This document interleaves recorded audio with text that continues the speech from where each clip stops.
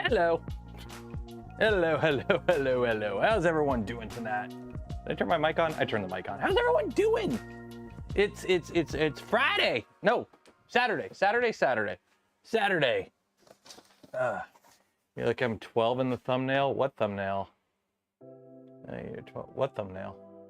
Oh, the random AI one that I generated like months ago that I use for just generic stuff because as much as I hate AI art, I can't art, and we got no budget. So it do be what it is, though. How's everyone doing tonight? You have 21 fans in your Voron. So that means, is your Voron a fan of you, or are you a fan of Vorons? What's the question? I missed at Vice. I really wish I was at Vice right now. Believe me, I wish I was at Vice. For those that don't know, Vice is the Voron, what does it even stand for? Voron International Community Event, I think, in Reno. Unfortunately, it just worked out to several factors as to why I am not at Vice, as much as I would love to be at Vice. The two biggest reasons, time and money, which control pretty much all of our lives. TLDR, I can't travel as many times as I would like to in a year because I just, you know, it is what it is logistically. Wife has a full-time job. I watch The Little Guy. That's why I'm a YouTuber. So I can spend more time at home and watch The Little Guy. So anytime I go anywhere to cover an event like 3D Printopia last weekend, she needs to book time off work. So but a lot of events I've been to this year burn through vacation time essentially. Basically that's it. It's I don't have she doesn't have any more vacation time to book off, and the funds to just fly in another country, go international travel, just to go hang out with some buddies for a weekend, isn't there. So it do be how it is though. And those that are there are having fun from what I can tell. So yay. So that's good. Do they have any 3D conventions in Ontario? So here's the thing. When you say 3D printing conventions in Ontario, as a Ontarian, when a Texan tells me Texas is big, I get a hearty chuckle. Ontario is big, or actually we're not that spread out. Most people live in the GTA, Windsor to Ottawa corridor in Ontario. So it's not like we're crazy spread out, but unfortunately, yeah, we don't have 3D printing events. There are like no major 3D printing events in Canada. I believe Edmonton or Calgary has something, but that's a 3 or 4 day drive for me. Convention in Sudbury. A convention in Sudbury would be nice for those that live in Sudbury. That's the problem. Unless you live in the Windsor, London, Toronto, Ottawa corridor of Ontario, everything is not near you. Yeah, I'm surprised Toronto does. Well, Toronto has like Anime North and a few other things, but it doesn't really have like a 3D printing convention, which is actually surprising because there's not a surprising amount, but there are more than you think 3D printing companies in Toronto. It's just nobody puts on an event. I think that's kind of what it is. Somebody has to be the first one to put on an event. And then once there's an event going on, well, then people go to the event. But nobody's taken that step to put an event on. And before you ask, no, I'm not putting an event on. So yeah, that's basically that. For those wondering what the stream is today, as you can see, there ain't no Prusa here. Because that has migrated to the basement. So what we're gonna do is we're gonna put this guy back there, and we're gonna do some testing because I need to print some stuff for some upcoming projects and videos and whatnot. So today's stream is gonna be pretty chill, I think. I've been drying the ABS. Let me unload the ABS out of here because we're gonna do a few things on here. I still have the box of parts from the build series for this. So what we're going to do is we're going to go through and make sure I have everything on this and this is actually wrapped up first. And then once that's done, then we'll move this onto the bench. We'll get it all set up and then we'll start faffing about. It's a Saturday night stream. Going forward, Saturday nights are going to be Rook builds. So it is what it is. Came back from a couple busy weeks and what am I doing? Oh, I'm trying to turn the printer on. That's right. There's the printer. It's been a couple busy weeks for me. So we're going to be getting into stuff next week. Now that it's like clean slate, we got nothing going on until December. We should be good. So let's unload this. Unload the filament out of here. What I'm going to do is I don't trust this. So this has been in a dryer. So I'm going to cut it. I have been running the, this guy. You can't see it. I have been running this all day. 10% humidity, sucking all the moisture out of it. So hopefully that'll be good because it is nice to have a dryer to feed abrasive stuff from. Ooh, another Rook. Yeah, we're going to be building, we have the LDO Rook kit. So I've already built a Rook. I think that was with the Fabrico kit, if I'm not mistaken. So now we're going to be taking a look at the LDO kit of the Rook. Why? I don't know. Why not? I build printers on live streams for a reason. Or for a living. So it's kind of like, you know, if I don't have people complain that I've built like 6 V0s on live streams, I think we'll get away with building 2 Rooks. If I can get away with that, I can get away with that. Super secret beta test, Prusa XXL 720, 10 tool. What happened to the Bambu machine? I thought Bambu was supposed to have a bigger machine by now. What's going on? Is anyone in the loop? Is there anyone in the actual loop? Like, does anyone have any juicy gossip or anything on what's going on? I know there's a whole lawsuit thing, but I'm assuming they would still put out a product. Like, I mean, Pal World just released on Sony on the PlayStation Network. I mean, I don't have a PlayStation, but so Pal World just released there, and they're getting sued by Nintendo. So if Pal World can keep doing its thing while getting sued by Nintendo, I'm sure Bambu can sell a printer. Also, the international, like I'm pretty sure there's patent things like US only or something. I don't know. I don't actually care that much.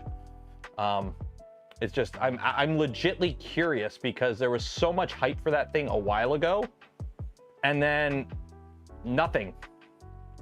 I haven't heard anything.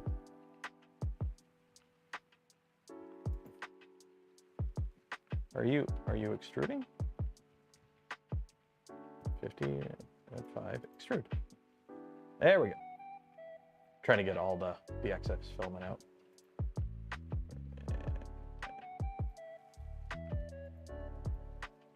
And there we go. How do you get off that thing? I have no idea. Lawsuit got resolved. They worked on an agreement. No, Daniel. To my understanding, they did not. I know. Let me pull it up here. Today's stream, we're gonna be bouncing between a bunch of random stuff today. We got nothing crazy going on tonight, so it's just gonna be kind of a yap and wrap up stream. What is 3D Musketeer? Because Grant posted something about it, and then it wasn't. So, yeah, it wasn't a dismissal. It's only against tier time. So it's still up. They basically, this original lawsuit had like Bambu as the defendant along with some other companies. And they basically like, it's now just Bambu, I believe. I am not a lawyer and I don't know how all this works. Filed an error, notice of patent infringement. Okay, so this is from, yeah, this is from a couple days ago. Yeah, so it dismissed to tier time and a few other things. Error, filing a patent trademark form, a termination case, email. Yeah, so that's a wrong form was sent. So I'm assuming the case is still ongoing. Last update. Yeah, nothing after September 30. If anyone knows how to actually read these, it would be great. There's all your lawyers. But yeah, I believe it's still ongoing. Have I tried printing? Are you the person who posted in the subreddit like 3 different or sub Discord? Yes, I printed PET-CF. It just printed like PET-GCF, just a bit hotter. PET is more, you print it more like an ABS than you do a PETG. You add G to PET to make it easier to print. But as part of adding the G to the PET isn't as, it loses some of the mechanical properties you would desire, like temperature resistance, and it makes it a little bit gummier, I think, if I'm not mistaken. But if you, like, personally, I really like PET-CF. PETG-CF is still good, but PET-CF, if you have a good machine that can print it well, is a good material. Does it smell? No, it smells like PET without the G. You're asking somebody who has been, spent a decade of their life smoking, who has been tear gassed multiple times, who worked in a tool and mold shop exposed to all the chemicals, and who prints regularly in an environment where I'm in. I can't smell shit. So asking me if a filament smells, I am not the person to go to for that. Yeah. Okay, so let's get this filament out of here. Also, I did do some more printing. I don't know if it's dry yet, but we did do some more printing. Behold, a Benchy in CF ABS, and I reprinted the thing. Yeah. I need to reprint it though with actual stronger settings, because the settings that are in it right now are baby mode weak settings. Okay. So that's all unloaded. Let's turn off the printer now. And turn the heater off. Just built a Voron. What's the easiest input shaper PCB these days? If you built a Voron, depending on your kit, if you have a tool head board, most tool head boards have an accelerometer built into it. Is it as accurate as using a accelerometer that's attached to your nozzle? No. Is it good enough for most people? Yeah. So yeah, if you built your Voron and it has a tool head board, odds are you already have an accelerometer. If not, I like the, I don't know who makes it, but it's one that it screws into the nozzle. So you take your nozzle off and then it like gets pinched in there, because technically to get the most accurate input shaper, you want to be measuring at the nozzle. Simple as that. Otherwise, you can just go the ADXL route. That is the cheapest, where if you have like a spare Arduino or Raspberry Pico or something, you could just buy the ADXL chip and wire it up yourself, and it's the simplest, cheapest way to do it. Or it's not the simplest, but it's the cheapest way to do it. Provoke. Yeah, the Provoke board. That one I like. If you're going to buy a board, I really like the Provoke board, because it plugs in, like you basically unscrew your nozzle. I have one. I don't know where I think it's in that toolbox over there. I have one. I like it. I haven't used it in a while because most of my recent builds have tool head boards, so it's not really a big deal. I just use the ones built into the tool head boards. Okay, so let's take the door off. So what do we got here? What do we got here? We've got a few things. We got to go through and make sure that we have put everything that belongs on this printer on the printer now that it is built. Okay, so why do I still have the spool of Tico filament? One day I'll do something with that spool of Tico filament.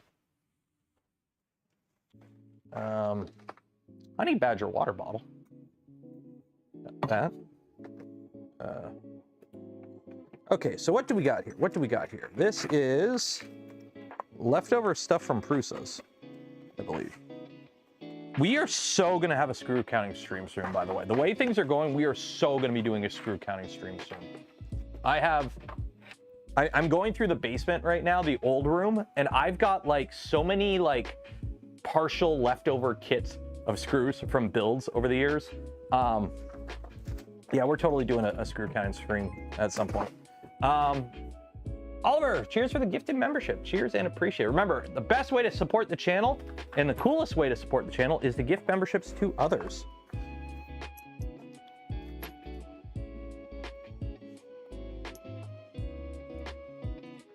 Okay, so I don't know what these are for.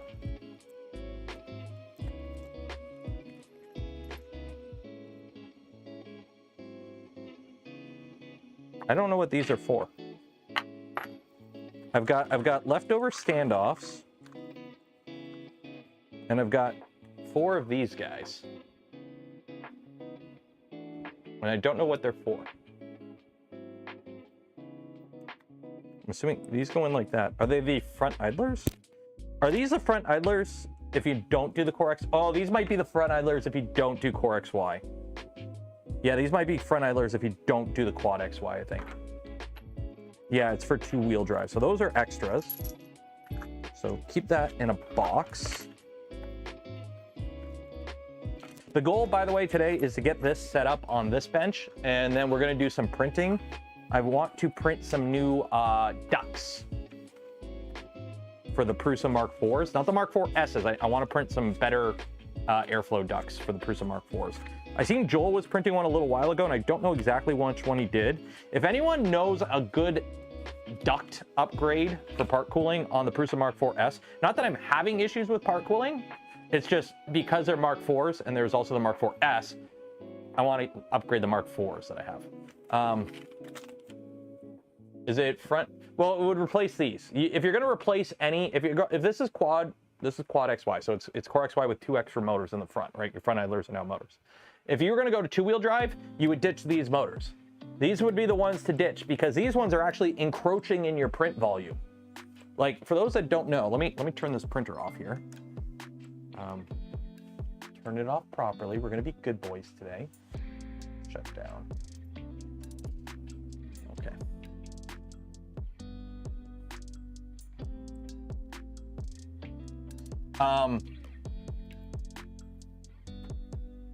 If you notice this at the front here, that impacts. The tool head actually hits the motor. So you have to like carve out. If you look at the bed in your slicer, you have no-go zones on the fronts. Front left, front right, you have no-go zones. So if you were to go, you know, a traditional Core XY, you put the motors in the back, so you don't lose print volume essentially, because you're losing print volume for no reason in that case if you were to just use the front motors. Okay, so this is now garbage. Okay, in the bin. A whole bunch of zip ties. We're going to keep those. Zip ties are always good to have. Some extra gasket stuff, I guess. C14 cable. We got a million of those. This is a SSR DIN mount, which we never used. That's good. Cable chain stuff. And then these are some printed parts. I think these were printed on the Prusa. I can't remember what these were printed on. I think these were printed on the Prusa. I don't know. Garbage.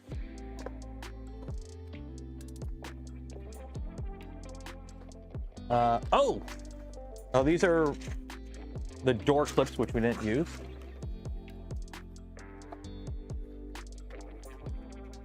The charcoal, leftover extra charcoal, save that. That's garbage.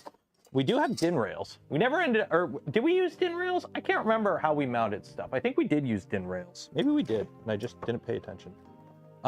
These, we never put these on. We're gonna put these on today. These are the backers for, I believe, the X and the Y. Or no, just the Y. Because I only got 2 of these. I think. Yeah. Yeah, these are the backers. We never put the backers on, so we're gonna put the backers on. So we'll do that. Also, I didn't put these in. These are corner thingies. I don't know where these go. Because I got 4 of them. I don't know where these go. We'll look that up. So that's the other thing. We got these guys, so grab that. I probably only have 2 of those. The screwdriver that they gave me that I never used. Some extra bits of wire I never used. Stainless steel diagonal CNC fasteners. Okay. Ooh, HDMI adapter. Cool. Random cable. That's all garbage. That's all garbage. Ooh, got another one of these guys. And I think that's about it. Yep. Okay. That's garbage. So that's gonna go in the garbage. There we go.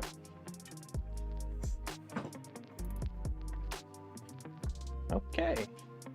In the 4 corners, the Y in the back. But why? Let's pull up the actual C-bore.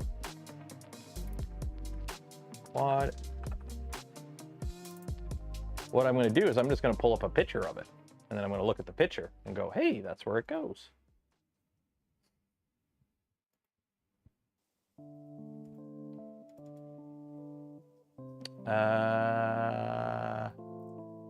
They go in the corners. Yeah, but is it like here, here, here, here, here, here? Actually, they might go in the top corners. They might. Nope.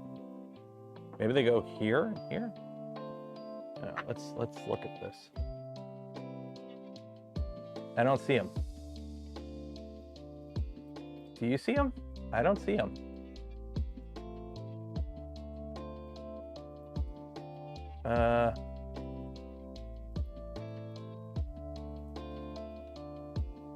Assemble guides. Product information. Bill of materials, the build. Assembly manual.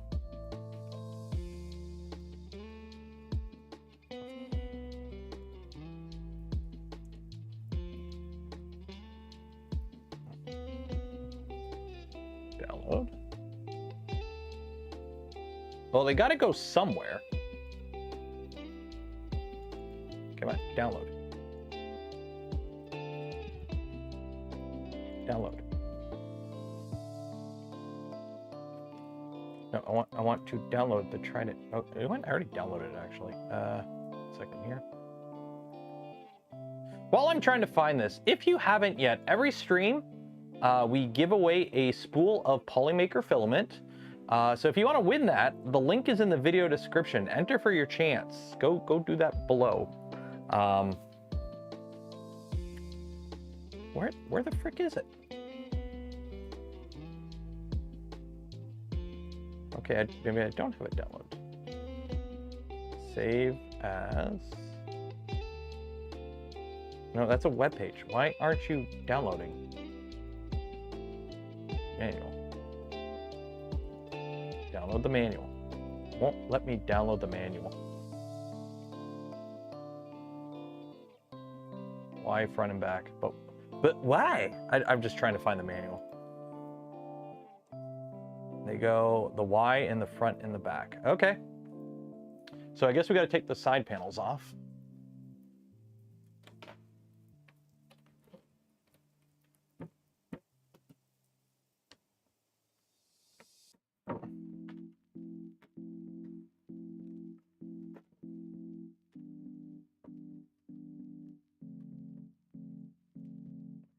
Okay, so we'll do this one at a time.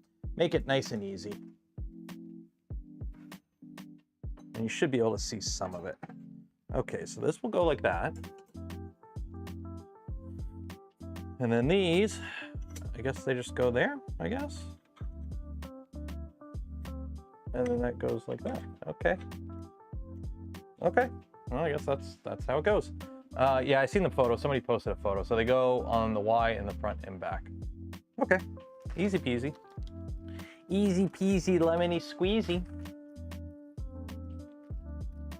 Garbage. Where's my little tray? Grab a little tray here.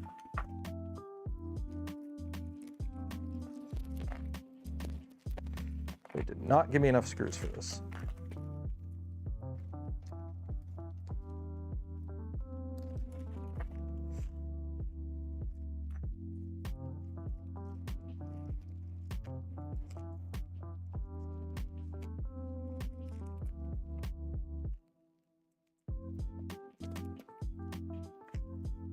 There we go, there we go, there we go. Okay, so now this is going to go in here. So to make this a little bit easier, I'm going to rise to the occasion on my little step stool.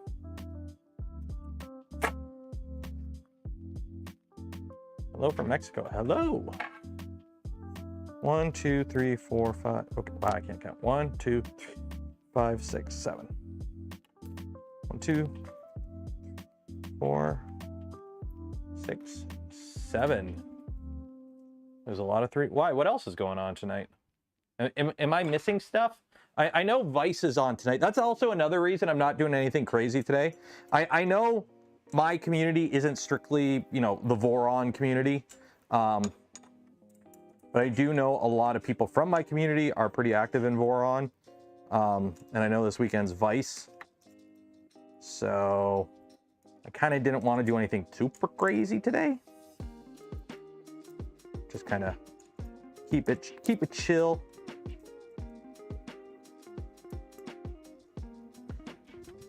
Two of these. Manic is doing a tool head, for instance. Someone's doing an XL enclosure. Oh, well, this is my time slot. I was here first. So, there we go. Let's do overhead camera. Can I do overhead camera on this? Let's see. Oh. I mean, it's... did you know that you were mentioned? Rudy! Yes, you're like the 85th, 17th person to mention it. I watch the WAN show, but not like regularly. I know of the show. I watch the clips. If I'm not doing anything else, I'll watch it. It's just there's usually on Fridays there's a stream I already watch in that time slot, so it's kind of like I watch it, but I don't always catch it live.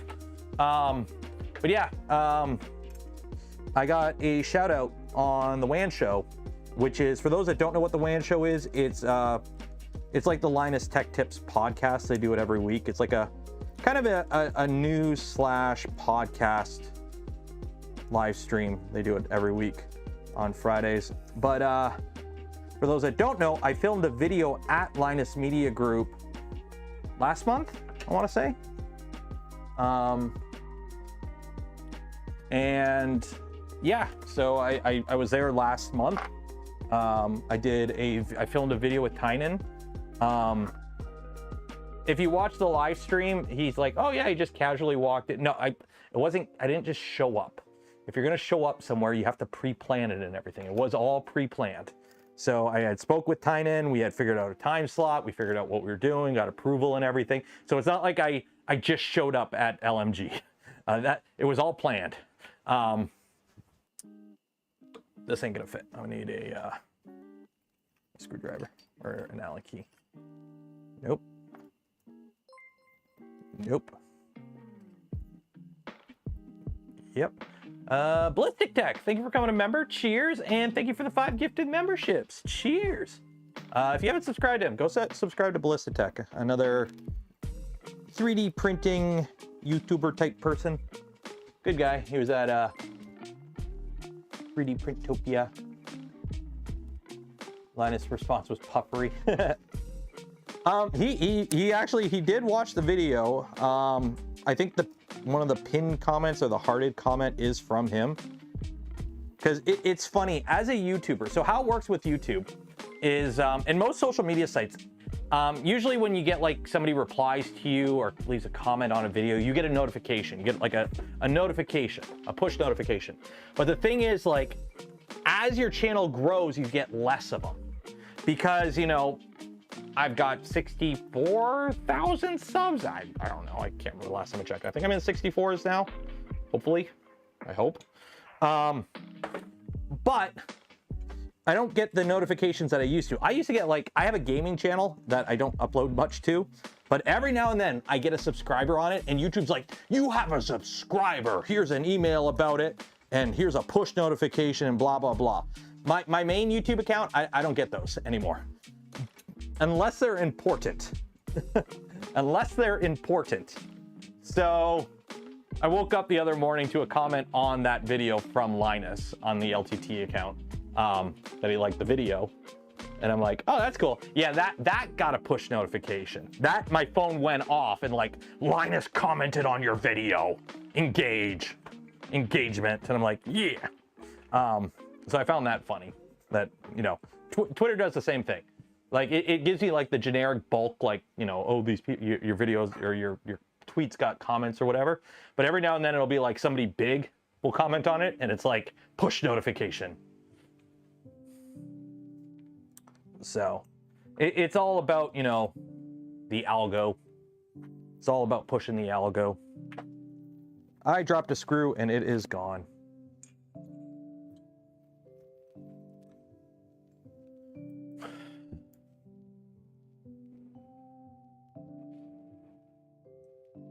Important enough to meet the guy the channel is made of.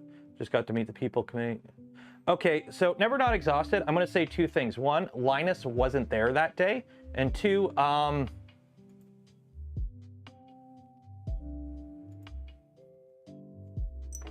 so we're going to put these in right now.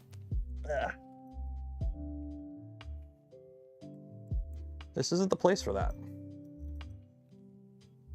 So moving on here.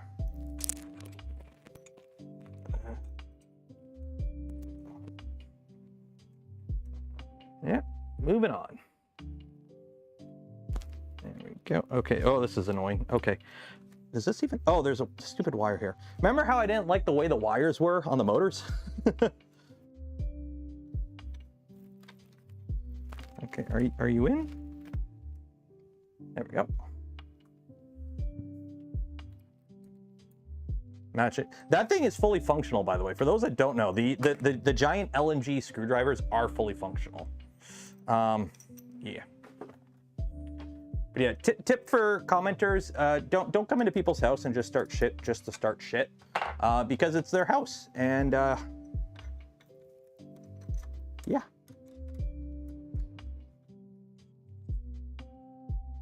I will say every single person I had a chance and opportunity to talk to at LMG was amazing and awesome. The people that were there were the people that were there. They do work from home stuff occasionally. So certain people aren't there every day and other people are off filming places. So Linus wasn't there because he was filming somewhere. I didn't arrange there to go meet Linus. I went there because I met Tynan at Open Sauce earlier this year, and we've had a few little chats and DMs, and it was like, hey, I'm in the area. Do you mind if I come by and check out the shops, essentially? I went there to see that, not to go meet the YouTuber guy. Although, to be fair, I was kind of hoping he was there because years ago when I was having issues with my YouTube channel and monetization, he did actually DM me and reach out and offer to try and help in any way he could. So I wanted to say thank you for that, but unfortunately he wasn't there, so I couldn't do that. But hey, maybe next time.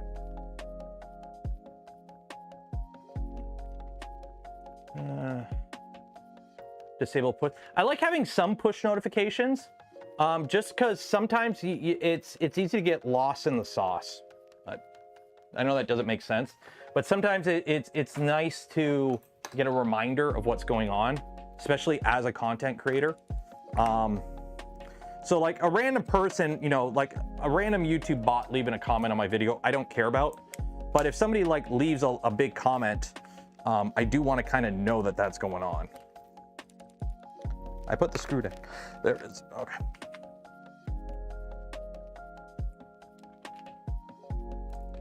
Freaking YouTube. YouTube's like, hey, now would be a good time to insert an ad. No. Don't want to put an ad in there.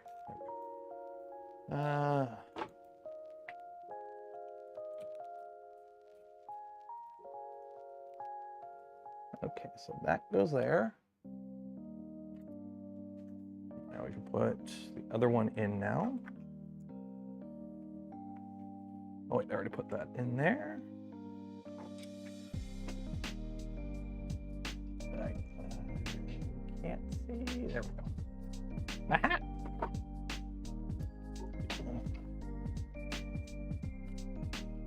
To me, the notifications get annoying on the cell with the YouTube. Well, that's why I do a at everyone in Discord when I go live. That's the only time I do like big notifications on the Discord is when I'm going live or a video comes out. Which tomorrow's video should still be out. Ran into a little bit of a problem with the edit. We'll see how it goes. See if I can fix my screw up. And I'm not going to comment on it because if I can fix it, it's something I don't want to mention. But we might be able to fix a clip. One of the clips did not come out good. And the thing is, I have like 4 or 5 clips I'm using, like 4 or 5 little talks from 3D Printopia. The video is like 15-20 minutes. But anyways, one of them did not turn out the way I wanted it. And it's like, I want to save it because if I can, then I can use it. Because if I don't use it in the video, it's like not long enough to be its own thing. So it's kind of like, well, hopefully I can save it. I won't tell you what clip it is because I'm going to use it as engagement bait. So if you can guess which of the 4 or 5 interviews, talks, whatever from 3D Printopia I had issues with in editing, let me know. Blurring? No, the blurring you won't see because that will be the video with David at Printed Solid. The Printed Solid video will be that one's gonna be like an extra week or 2 because I gotta learn how to use the blur tool in DaVinci Resolve and Motion Track, so that's gonna be fun because there's a big thing I have to hide. It's big and it's orange. I wonder if you can guess what company it's from.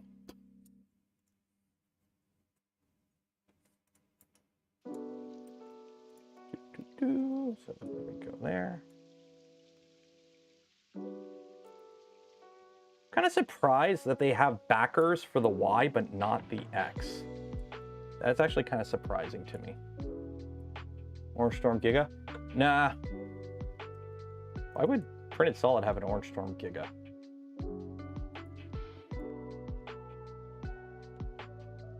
Go frame by frame like the old days? No, I'm just gonna motion track a blob onto it. Or I might just put a big black box that says censored on it. Go that way.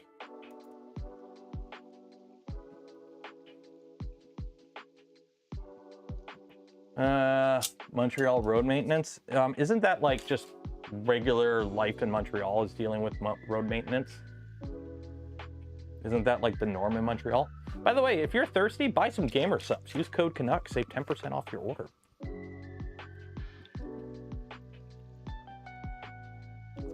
Oh wait, this one's leaking. Is this one leaking? This one's leaking. Or is it not leaking? Was it dripping there? It felt like it was dripping. I don't know. Maybe I'm going crazy. Am I going crazy?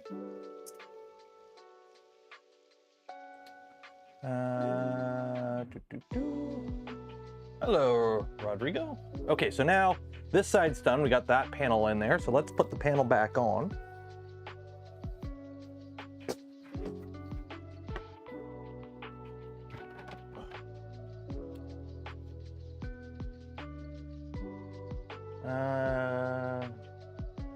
Could you put a suggestion that they add more caffeine to their drink mixes? How much caffeine do you need?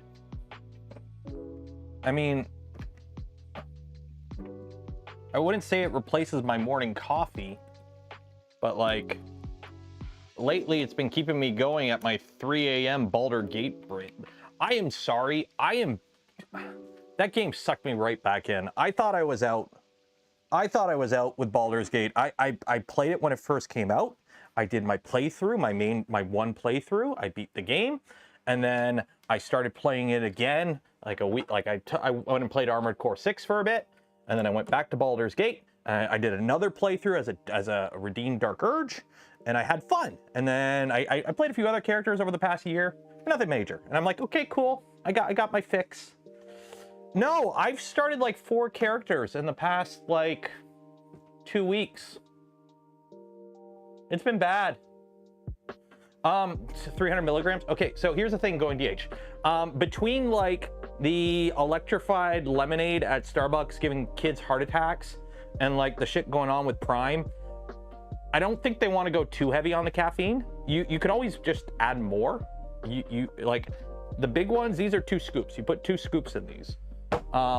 You could go more if you want more caffeine, but like I understand why they don't want to go crazy on the caffeine.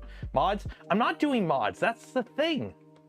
I don't like doing mods because mods disable achievements, and a lot of the mods break the game. Some of the mods I understand, like, oh, different dice colors and stuff like that. That I don't care about. Those mods I don't care about. But there's like mods like, you know, give your character like the ring of cheating that's plus 20 to all your stats, and every roll is a 20. I'm like, okay, where's the fun in that? There's no fun in that. So yeah, you go there. You go there. There we go. Okay, so that's that one. So now we got to rotate this around and do the other panel.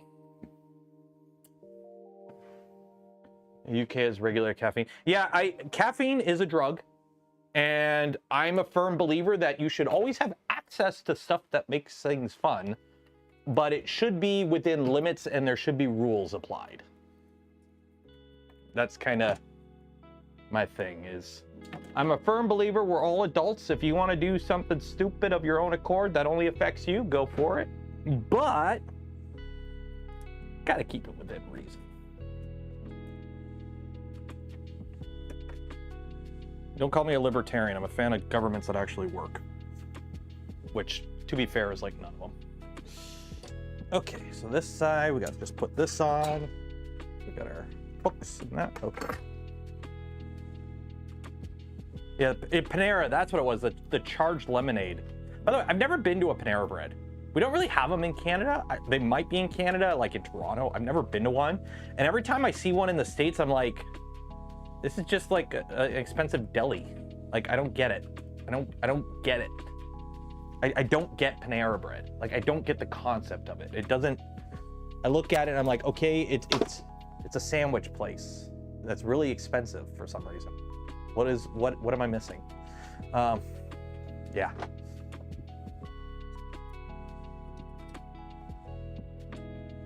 Not as good as it used to be. Well, that's everything. Everything is not as good as it used to be. Let's be honest. As a homeowner, stuff that you use to clean your house has gotten worse over the years because it's now better for the environment. But now it's worse. 1, 2, 3, 4, 5, 6, 7. 2 big ones on the ends.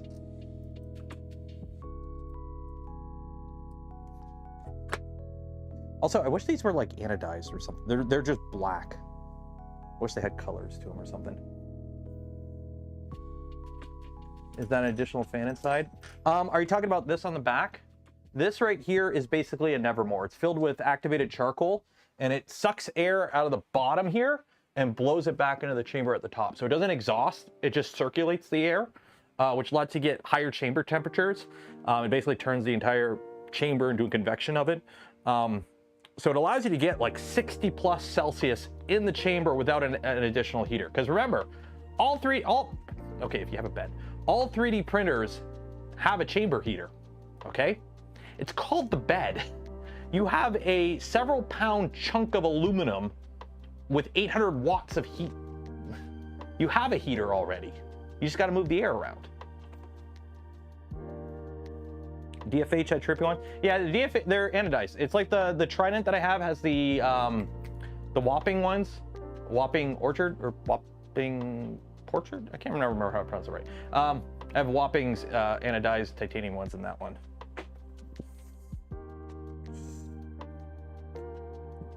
Okay, line up. T-nuts.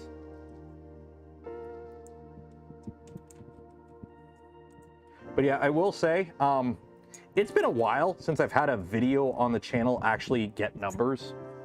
You know me, I'm not a huge video guy on my channel. I do videos, obviously, but I prefer live streaming. Videos are very hard as a smaller YouTuber who doesn't really do meme, gotcha, clickbait type videos. I do videos I like doing in a niche hobby.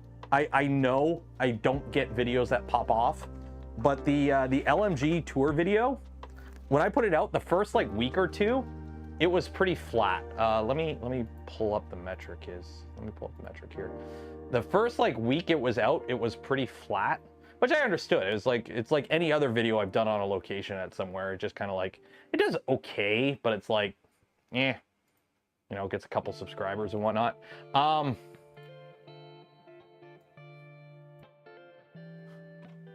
But the LMG video, it went. So you could see like the first couple days, I was like, okay, and then it got a little bump here, and I'm like, oh, that's cool. I think this is around like where Linus commented on it. And then the past like 2 or 3 days, it's just been like, whoop.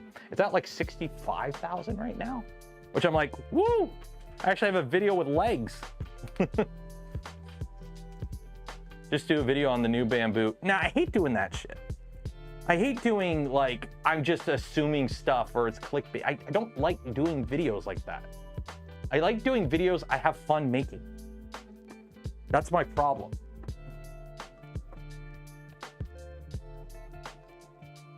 So if you want to help support the channel, the content I create and the things I do, consider becoming a channel member, a Patreon supporter, or if you're really cool, you gift memberships to others. Because that allows other people to hang out when we do cool stuff.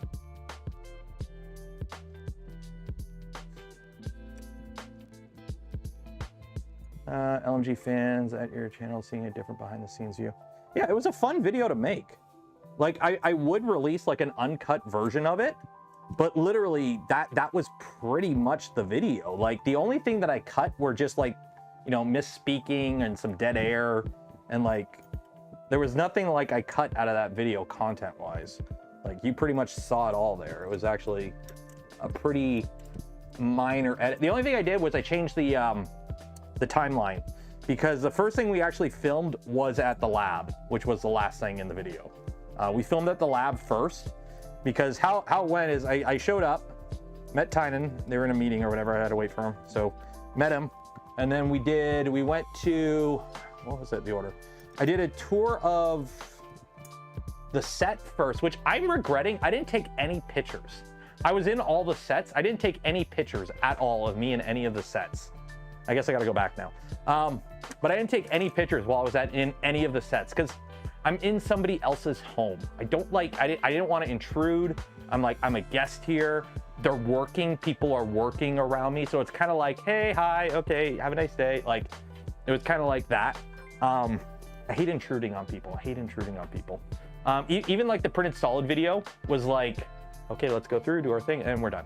And then me and David talked outside for a bit. But it was like, I hate intruding on people when they're working. Even though we're YouTubers, it's still a job.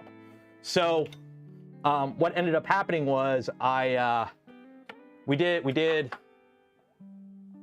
the sets first. So he took me through like the main building, and then we did Creator Warehouse, and then we went to the lab. The lab is off-site. It's not too far. It's like a 2-minute drive, but it is off-site.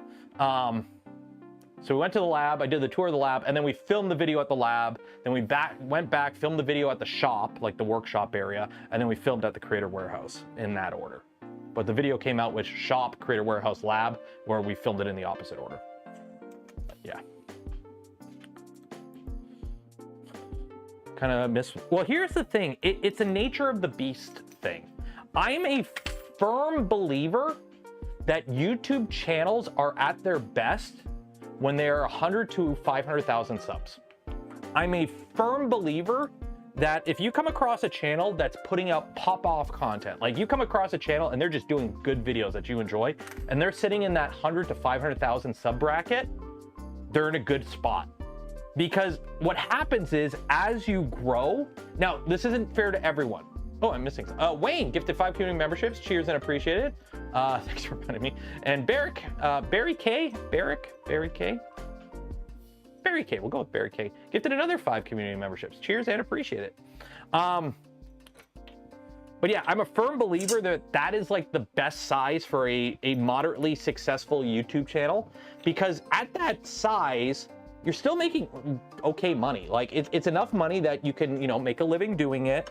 I know not everyone wants to be a full-time YouTuber, but some of us are, and you do have to make money as a YouTuber to be a YouTuber, because, you know, if you're not making money as a full-time YouTuber, you're not doing good.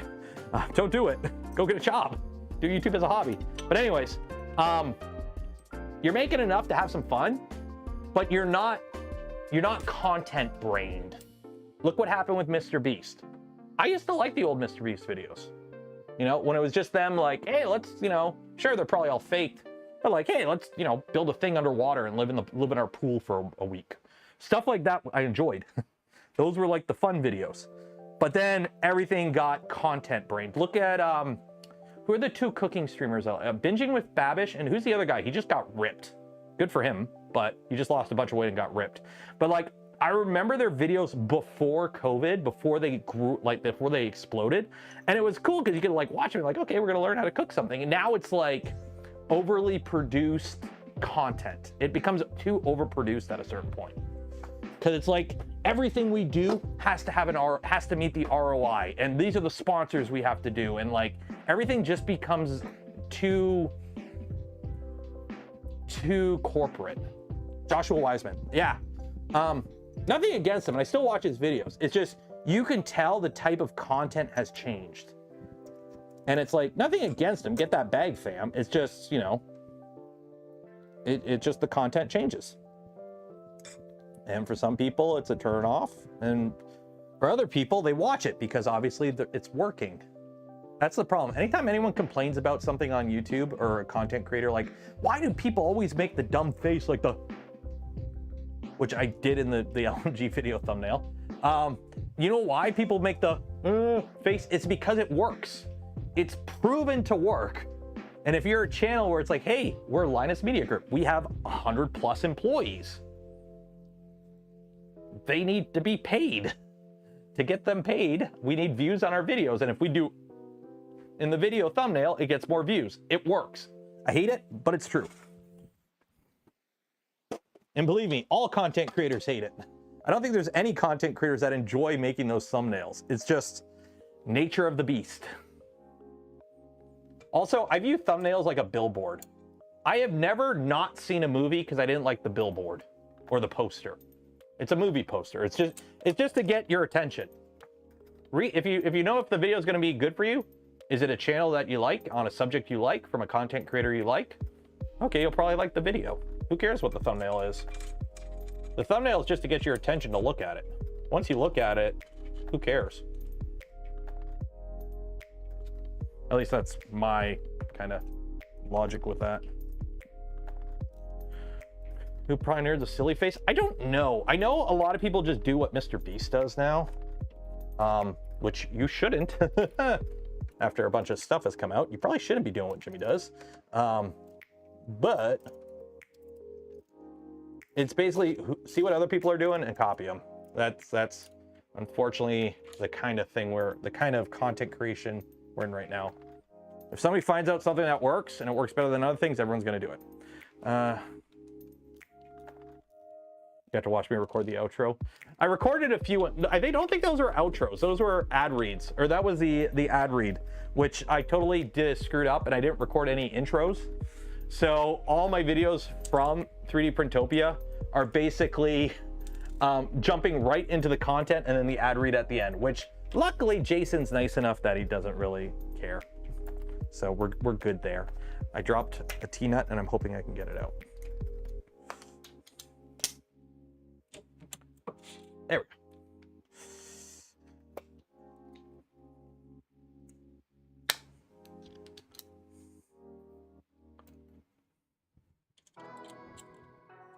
There we go. Okay.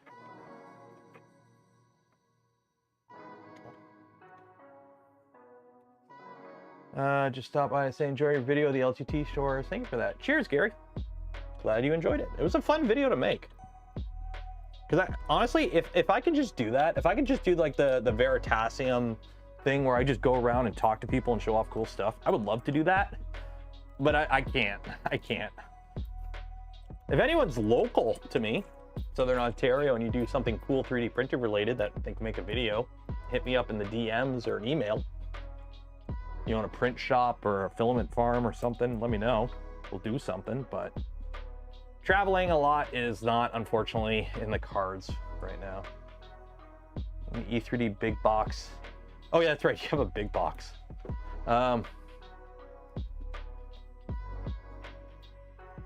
I will say the E3D stuff that they had at 3D Printopia was really cool. The vitamins, for those that know. I need to get my hands on some of that because I need to go back to working on V0 stuff. I want to do one of the tool heads, the dragon burner with the vitamins. It's a really nice package. If you saw it, you'll see it in the video. But yeah. Yeah, the Revo Roto vitamins, which make a really nice compact tool head. For those that like compact tool heads, like dragon burners and whatnot, one of those with the PZ probe, oof, that's a nice little hero. You know what? Screw it. I'll link the video because I'll just pull it up here 1 second. Oh no! Don't leak the private stuff in the Voron Discord. That would be bad. Where is it? Where is it? B-roll, import, 3D Printopia, E3D vitamins. Yeah, there's no B-roll at all for this. So these right here. So these are basically the guts from a Revo Roto, standalone. So you don't need the whole like heat sink and everything. So it allows you to basically use them as like, there's a dragon burner. So that's the whole package right there. And because the Roto is offset for the feed path, it doesn't feed down the middle. You have this like cutout in the side. So if you want to put like a tool head board on the hot end or on the tool, yeah. So you have this big cutout here because the Roto feeds an offset filament path, right? So the filament comes through the middle. So this is offset. So you have this nice little clean open area on the side you can put a board in. Also, you could put the PZ probe in it and use probing on V0s. That's not bad. Lack of B-roll. Two things I am horrible at when filming videos: getting enough B-roll and recording stuff for like thumbnails. I didn't take any pictures for thumbnails. I completely forgot. I'm horrible at that. Being sick doesn't help. Suffering through migraines through the whole thing doesn't help. I didn't do a video on Box Turtle because they didn't really have, like, I already did a video on Box Turtle at Rocky Mountain, like the previous version of it. I'll wait for kits and we'll do a kit build at some point. I'm assuming there'll be kits for it at some point. I know Jason was probably gonna do that. What? A Voron adjacent product that we could sell kits for? LDO's like, yes, dive in. Which I don't blame them. Would you? I don't.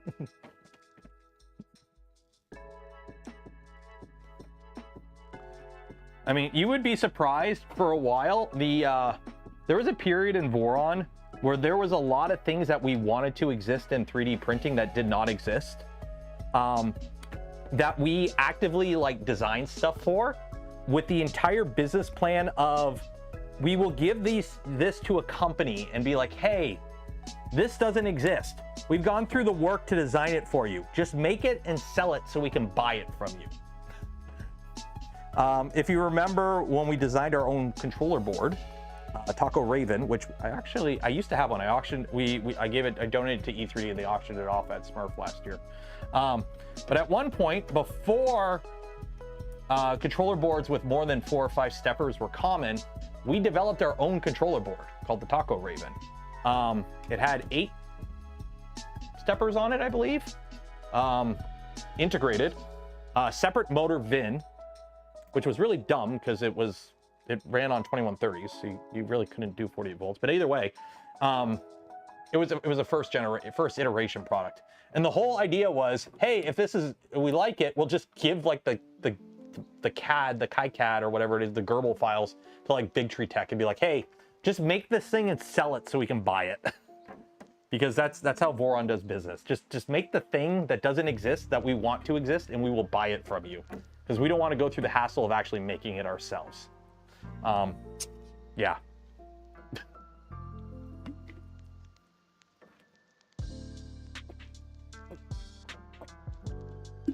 That's a max income. So for those wondering the name, we don't really do it too much anymore. But for a while, whenever there was an in-dev project in the Voron team, and because there are bots out there that can scrape discords for channel names, even like admin channels and whatnot, people were trying to figure out what we were working on going off channel names. So we started up using code names. So for a while, development for things Voron related was basically food animal. So Taco Raven,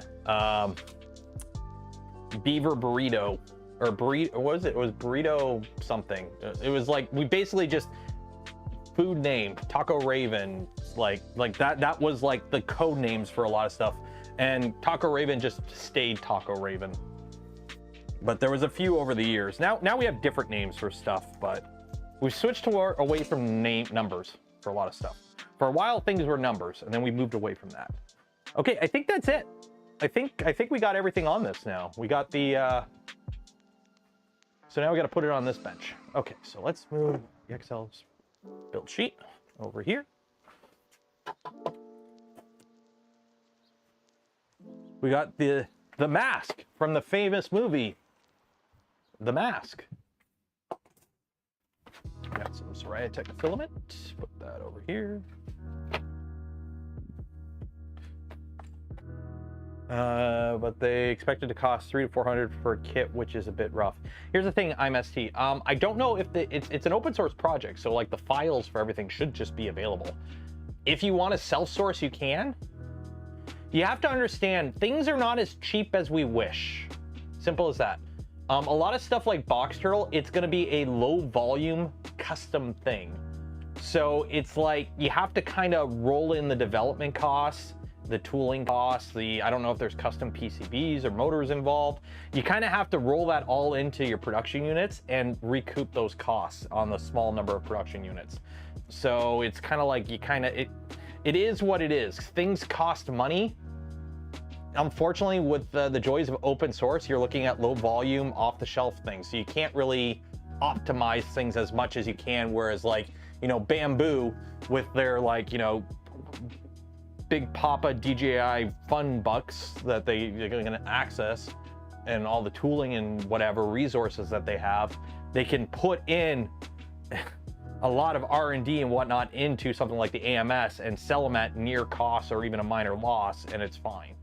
So everything is free. I wish everything was free. I gotta stop leaving the $1,000 tool head lying around.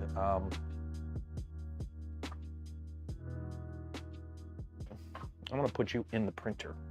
I can't lose the $1,000 tool head if I leave it in the printer. You go there. You're all garbage. Garbage. In the garbage. There's a set of tweezers. Where did those went?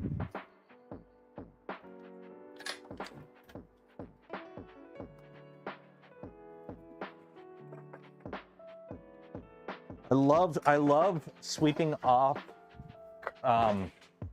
plywood and getting like slivers in my hands. It's so fun trying to clean off plywood.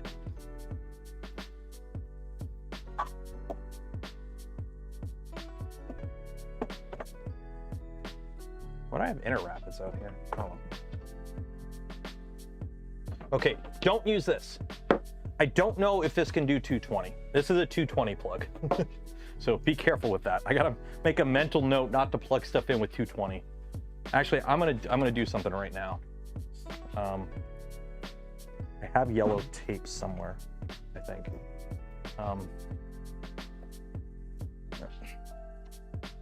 Keep knocking you off. There we go.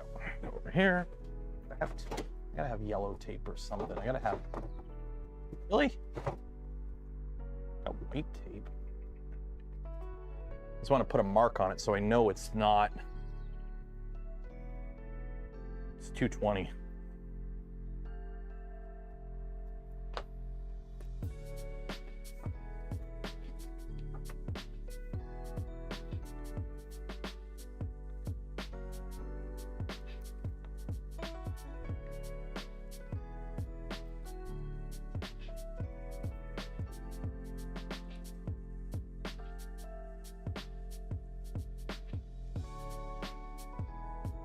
There we go. Good old 220. We'll use this guy for that. Okay. I don't have lights in here. That's another thing I gotta put in here. I have some lights, daylight on sticks I gotta put in here. I just haven't.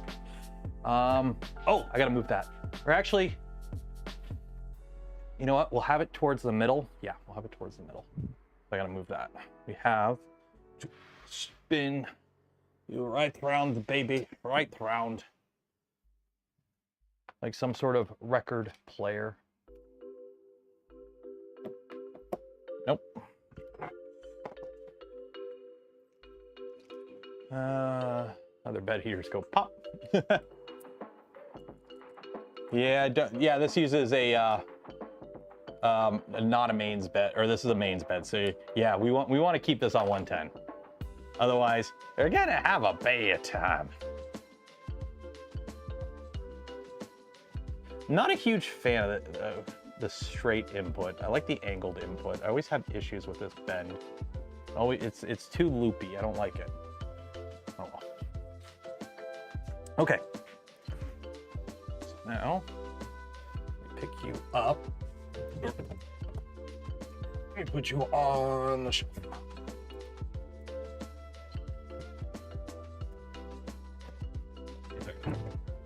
Feet are grippy. Oh no! My screen broke. If only it was made out of a material that I could easily, you know, use some form of adhesive to reattach it. Oh yeah, that.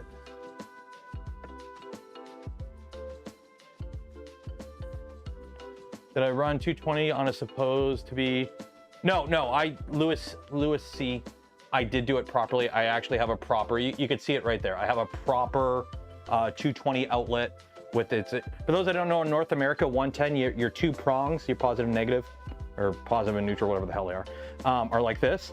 On the 220, 20 amp circuit, it's like this. One's vertical, one's horizontal. So I can't plug 110 into that. But it is a convert to C14 inlet.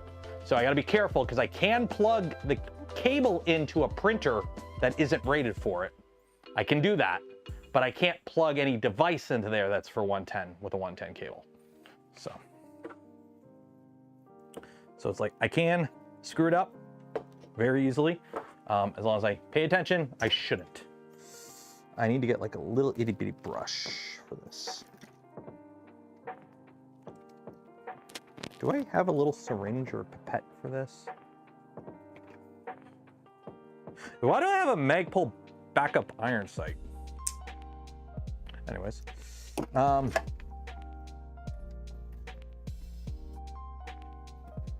do I have a little syringe? I thought I had a little syringe. Oh, I got rid of it. That's right. I used to have one. Okay, I guess we're just gonna. Oh, I'll just do it the ugly way. Screw it.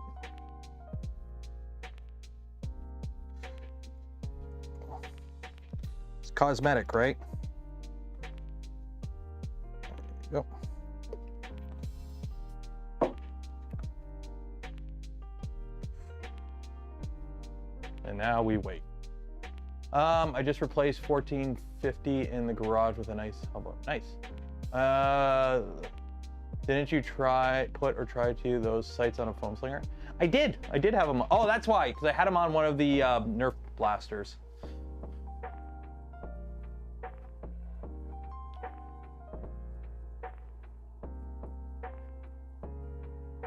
The bottom of the screen bezel. Yeah, honestly, screens that stick, like, I get why the screen sticks out. It's so you can like look at it. It's a better thing. But having a fixed position screen just means you're gonna bump it and break it. The moment you pick the printer up from the front and you like it, the weight of it sits against your belly, you're gonna snap it, which is exactly what happened here. When I picked it up, I could feel it push against me, and then it just.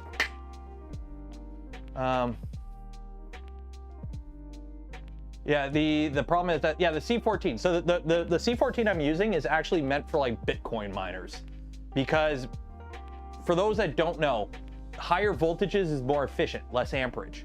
So if you have a device that can run on 110 and 220, like the power supply is an auto switching power supply, if you are running a lot of those devices and they're high voltage draws, it might be better to install a 220 circuit. If you're in North America and you're stuck at 110, it might be beneficial for you to install a 220 circuit. For example, Bambus, okay? Bambu printers, there is no difference between the North American and the European model. The heater is a mains bed, but it's spec'd for 220. So that means if you're in North America and you're Bambu, you're sick of it taking forever to heat up the bed, because they take like 8 to 10 minutes to heat up the bed to ABS temperatures on an X1 carbon. At least mine does. Mine's a pre-production demo unit or whatever that they sent out to reviewers. Back when we were talking.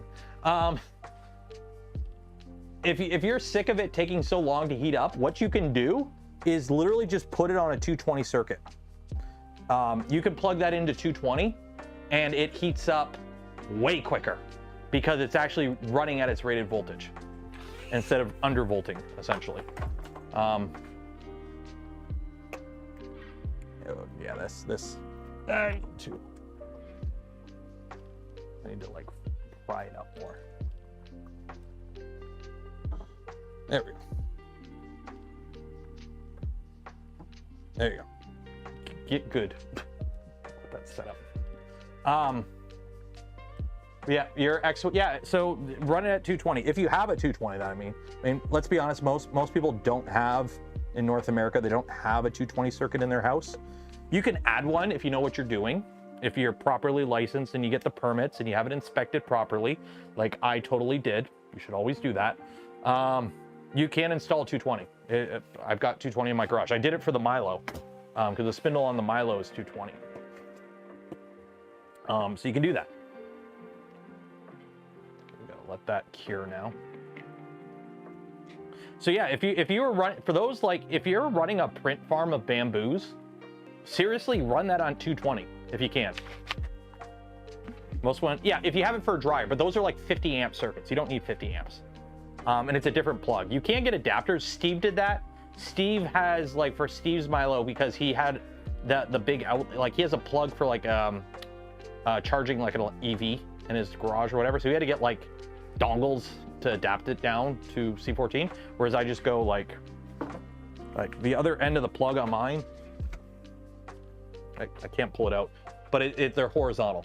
Whoa, what was that? What was that? But yeah, they're horizontal, so you can't plug this in. Something fell on my hand, and I don't know what it was. I'm hoping it was just like lint or something.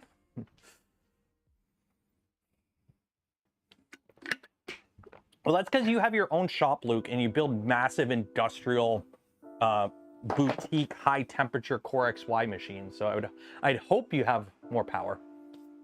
Just a little spider. Just a little spider. Okay, I gotta put the door back on this.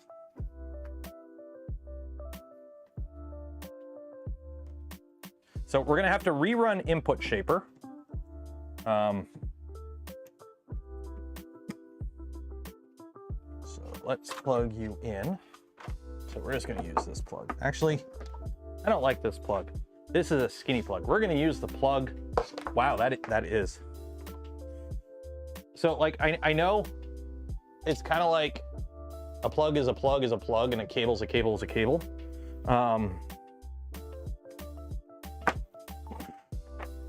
But you can tell the difference. It's like, okay, these ones, this is KMP24, whatever, 10 amp, 125 volts. This one doesn't say anything, but it's thicker. Maybe it says something on this end. Yeah, it doesn't. This has no labeling at all other than A1 30034 with 3 C's. This doesn't have any labeling on it, but this is a much heavier duty cable than this. So we're gonna go with that one. Plus this one came with the kit. Yeah, we need a bigger cable so that more electrons can go through it.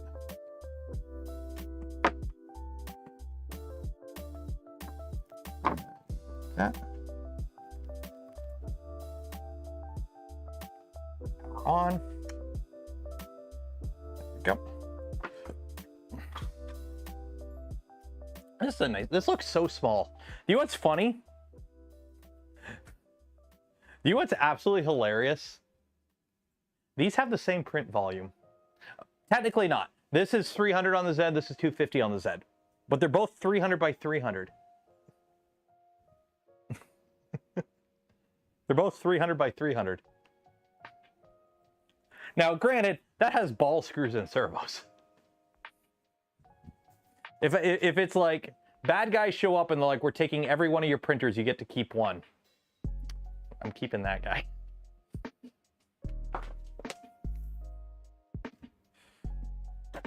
That's not how it works. Bigger cables allow larger electrons. Oh, so it's you get the bigger electrons that are juicier, right?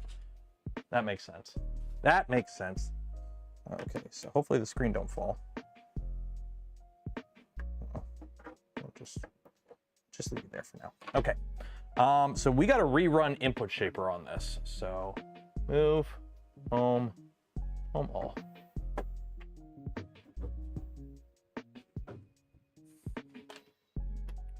Because we are actually on the proper bench for this printer finally.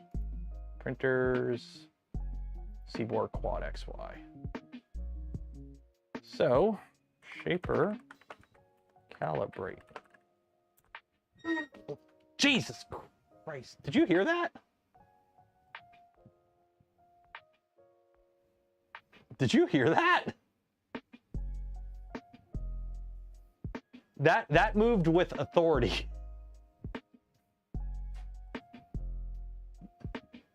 That moved with authority. I didn't like that noise. You heard it? Okay, you heard it. So it wasn't just me. Oh, we're good, I guess. Oh yeah, the filament heater thing. Okay, so we got you. So this will be good because I got there.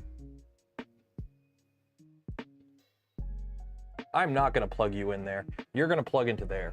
I'm going to have to move the plug. After the input shapers are done, I'm going to move the plug.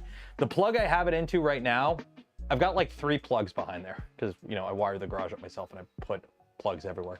The plug it's plugged into now is the original circuit in the garage. And it's a 120 15 amp, but I also have 2 120 20 amp circuits in the garage.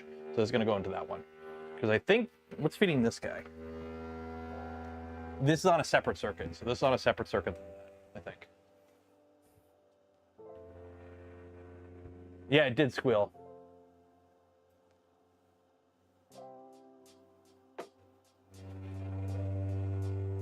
This is vibrating like crazy. I know you're not supposed to touch it, but something is.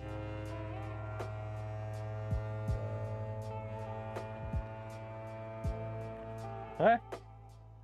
Oh, okay, now it's vibrating. Now the video is going away. There we go.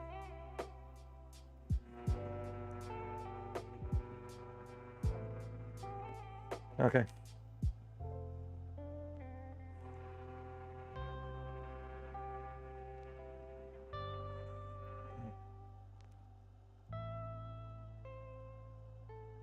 All right, 1 second. The winner of the stream yesterday is having some issues. 1 second here.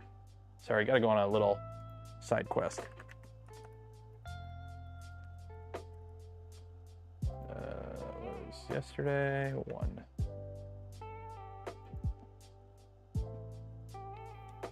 print something with gyroid. We will. Once we get this set up, I'm gonna load up some filament in it, and then we'll do a print on it, just to make sure it's happy in its new home. Yeah. It's gonna take a 14, 15, step it down. Joke's on you, I don't know what that is. I literally just Googled what do I need to do this the right way, and I bought the stuff the internet told me what to buy.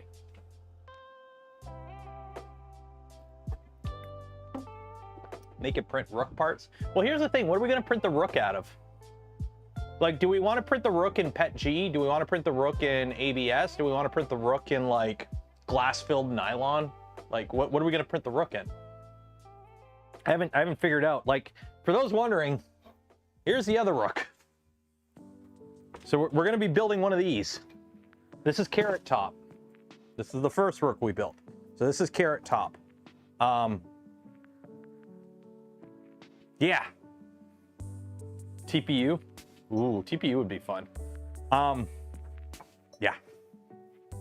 So I think this is a Fabrico kit. I'm assuming it's a Fabrico kit.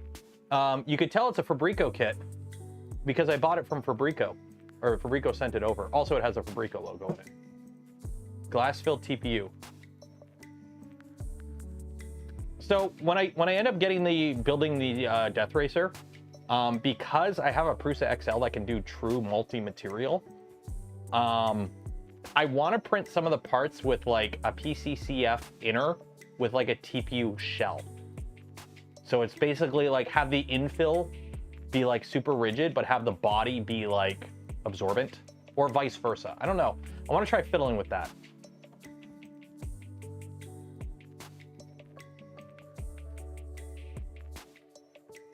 Glow-in-the-dark peak. I don't think they make glow-in-the-dark peak. I mean, we have PEC. I don't have any way to dry it, but I have PEC. Actually, I do have Ultim, too. I don't have any way to dry it, but I have Ultim. I'm hearing noises outside, and I don't know what it is. Okay, so what do we got here? What do we got here? Shaper calibration data, blah, blah, blah, blah, blah. Recommended shaper type Y, MZV. Okay, cool. Save config. Save. Config. Go! Boom! It's me, you're outside? Okay. Or actually, oh, you almost got me. I almost opened the garage door and let all the bugs in. Joke's on you. Okay, so that's that. So now I can turn this off. I wish I should have saved this. So actually, let's take a look here. So right now, it recommends, here, let me turn the overlay off. Okay, so right now it's recommended MZV 94 and 76. So this is the values it's recommending now.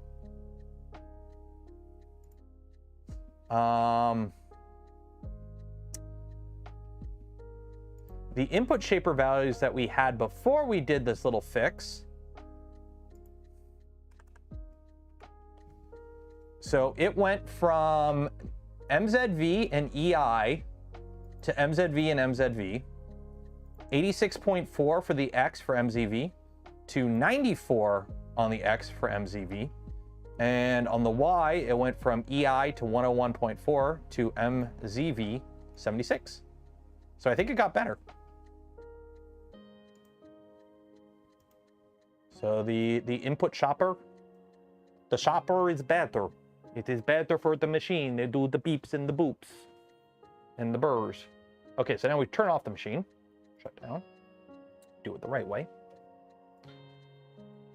Ooh. Did you have fun at the light show? Yeah. There was kites. A pretend kraken. Oh, that's cool. Did you have fun? Okay, you got to go to bed now. Go to bed good for mommy. There you go. They went out. There was a like a kite light show thing nearby, so they went out to that. Okay, so now we turn you off. We unplug you, plug you into an outlet that actually feeds you reliably, that I trust. You can plug in there. Plug you in. Then we take our filament out of the polymaker box. which we're gonna feed this guy from the polymaker box, because that way I can leave the polymaker dryer here and hot swap the boxes. It to make a beep noise. So there we go. And you know what? I'm just gonna take you out and it's gonna feed right into there. There we go. Easy peasy. This is a nice setup. This works. So we got the C board back here. Oop. Oh, the screen's on. I'm like, why isn't the screen turning on? Yeah, this is a nice setup. This works. Until, you know what? Can I take care of that now? No, I got, oh shoot, because I think that's too, yeah. So I got to figure out how to bolt this to the wall better. Because this is attached to the wall, but it's attached to the wall near the bottom. And there's too much wiggle on the top here. Because the problem is, it's not when this printer is printing that I'm going to be worried about. It's when that thing's printing. Because that thing slings around it's 1 kilogram tool head plus everything else in the printer. So that thing's like slinging around 2 or 3 kilograms in the Y or in the X easily. And it don't care. It's servos, clear path servos and ball screws. It doesn't care how much weight it's moving. It doesn't care, but it shakes the whole bench. That's one of the reasons I moved the XL off.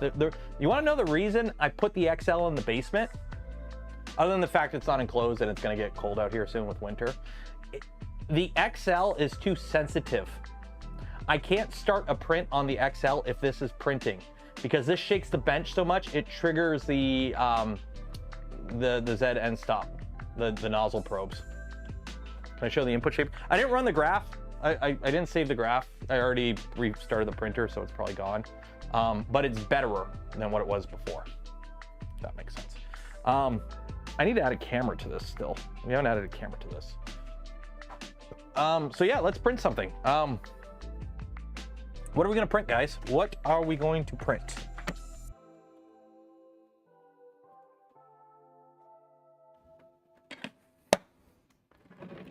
What are we gonna print? Let's start you again. What do we got? Oh, mode. Nope.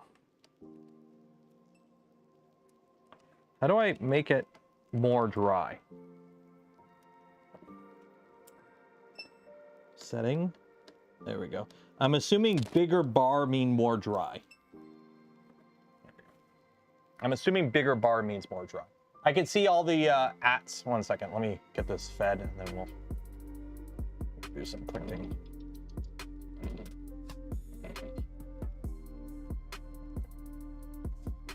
Okay.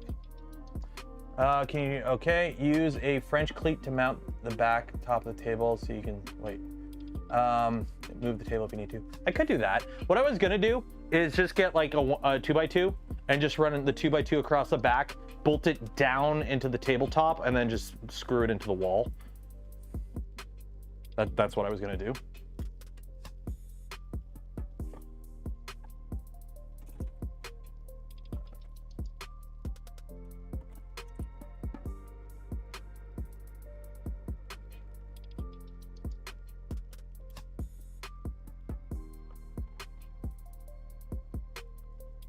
There we go.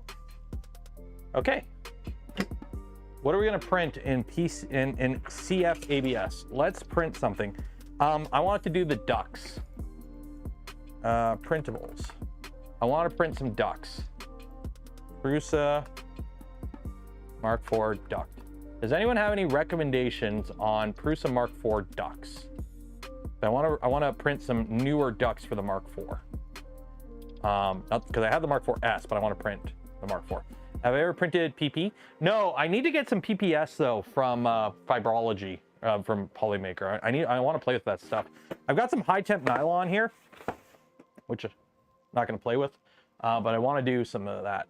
Angle brackets screwed into the bench and wall cooler. Yeah, there's a million ways I can bolt it to the wall. It's just I can't do what I did. Like I've got a beam that's like about, I don't know, a foot off the ground going across the back. That's bolted right to the wall. But the way I built the bench on the top, there's like a lip. So I can't just bolt like this board into the wall because on the other side, this board is on the inside of the 4x4s. So this board on the inside is like this far away from the wall. So what I'll probably do is just put like a 2x2, like a couple of them, and just bolt down into the bench, because this is 3/4 inch plywood. So bolt down into the bench and then bolt into the wall into a stud. Make sure I have my ducks in a row. Yeah. Okay. So what is, I saw Joel printing some. Most popular? Okay, if I took Prusa Mark IV duct, why is it putting dust covers? I don't care about dust covers, I want duct. Fan, duct. Mark IV duct. Which one is a good one? Is there any one that is recommended? I mean, this one has 3,000 downloads.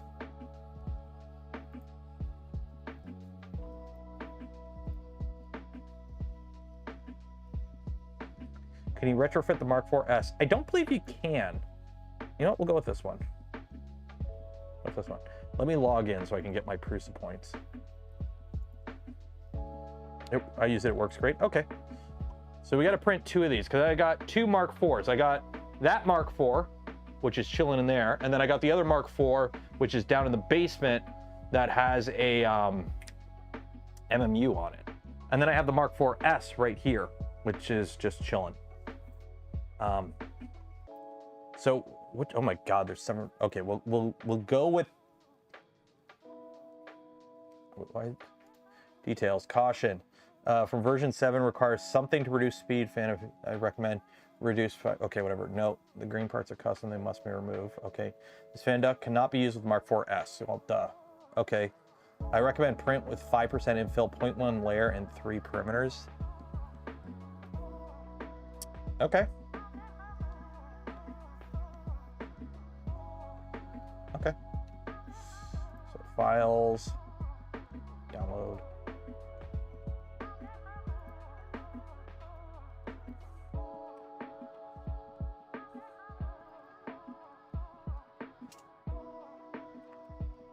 So we got 2 of these guys. Where's the front? There's a fan going. Oh, it's this. I'm like, I hear a fan. What's that? Okay. So, I don't think we need support. I don't think it needs support. Yeah, I don't think it needs support. 3 walls, 15% infill, they said. Okay. I mean, it's all walls, so it makes sense. Layer height, though, is 0.1.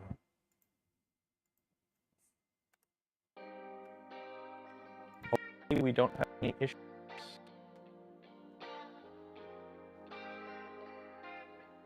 It's ABS, so we're printing it with the standard that. I think we'll be good. It's a 2-hour print. Yeah, I think we'll be good. I don't see why it wouldn't.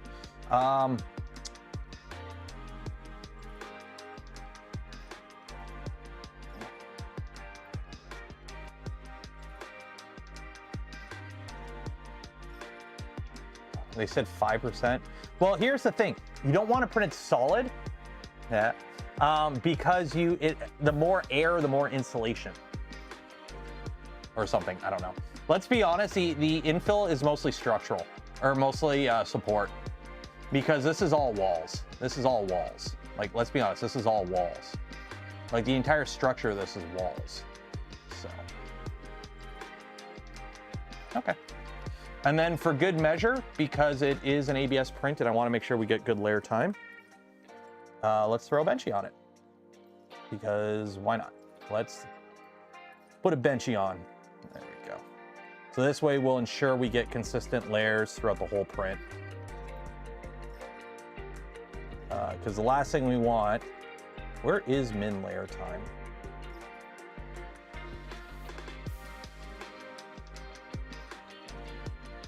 Is there a min layer time?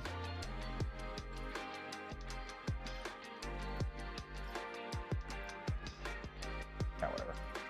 We'll be fine as is, so we'll just rock with that.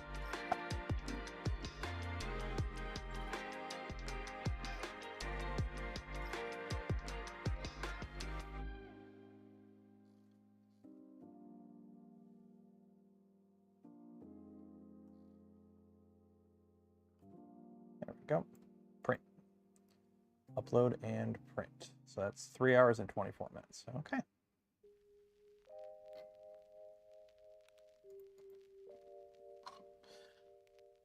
Confusing verbiage. It is what it is. Actually, shoot. Did I hit start? I think I hit start. Oh, well. I don't know if there's... I may have to cancel it and prime it. I don't know if there's enough filament into the hot end. We'll see. You have this on your Mark IV. Nice.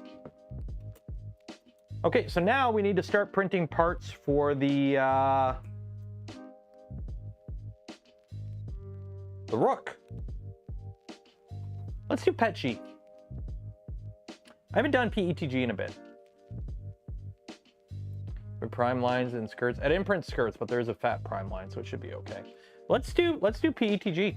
I've got, because Prusa sent a whole bunch of PETG. With the XL that they sent me. So I've got so much PETG, I don't know what I'm gonna use it for. So let's do that. What colors do you guys want to go with? I've got jungle green, anthracite gray, urban gray, galaxy black, orange. What, actually, okay, I don't actually have as much PETG as I thought I did. What are you? I kind of want to do gray and purple, I'm thinking. I kind of want to do gray and purple. I mean, it's kind of cool that we already have a Rook here so I can compare. But I kind of want to do gray and purple, I think. I think that'll be a good match. Gray and purple. Green? Got green. I've got a few greens. So I've got, or actually no, the purple is not PLA. They didn't send me any Galaxy Purple PETG. Okay, I got Jungle Green. Jungle Green and Anthracite Gray. PETG, well, you're right. It might, you know what? I want to do some ABS. I want to do glass filled. What do we got here? What do we got here? I want to do some glass filled. Polymaker did send over. I do have a bunch of the Polymaker stuff. Was it PA612? PA12? Yeah, PA6 glass filled. Yeah. Oop, that fell. So I've got some Polymaker glass fiber reinforced PA6. I could do the ring in that, because this is the most critical part here. Do PA12. Do I have PA12? Let me see if I got PA12. Let me see what I got. I mean, I've got the Pantheon stuff, but I'm kind of saving that because it's really Gucci filament and I don't want to... It's funny. It's like, I don't want to... It's this, I'm running into the same problem with some of my more exotic filaments that I do when I play video games that have... I've got PA612, Polyterra. Yeah, I got the PA612 stuff. That's PA6.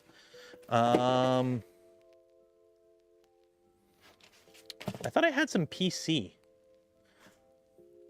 I thought I had some PC too. Yeah, this is PA612. I haven't done the PA612 yet.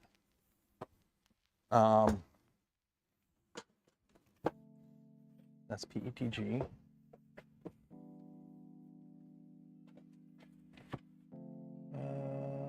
PLA.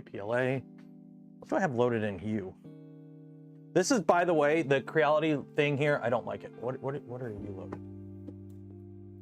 Oh, your PETG. Okay. This is so annoying because it opens backwards. LDO Rook Kit, yeah. Do I have any Nylon X? I do not. I'm trying to think of what I have. So you're doing your thing. I want to make sure this actually has enough filament loaded in before we get too far.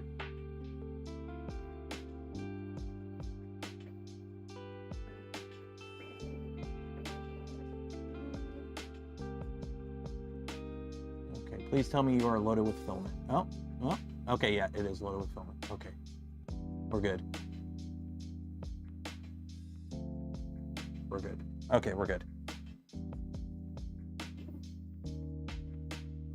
There we go. Okay, that's chooching away.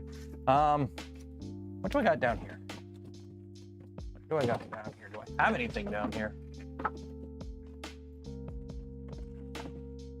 No, you're all that. PA 612 is probably okay then. Yep, swapping the 0.6 in the C-bore. Yeah, I went to 0.4. Probably see it. Well, the plan is basically do the parts that need to be super stiff in Shake and Tune. I don't have any of that installed, plus it's printing. What am I gonna print? What am I gonna print with it? Oh, here we go. Fadus Ultra PA carbon fiber. Let me throw this in the dryer for, or actually, ooh, that might be, no, it won't be dry. Maybe it is dry. Because I have this. I've got this, one second, back here. It might be dry. It's been in the dryer for a bit.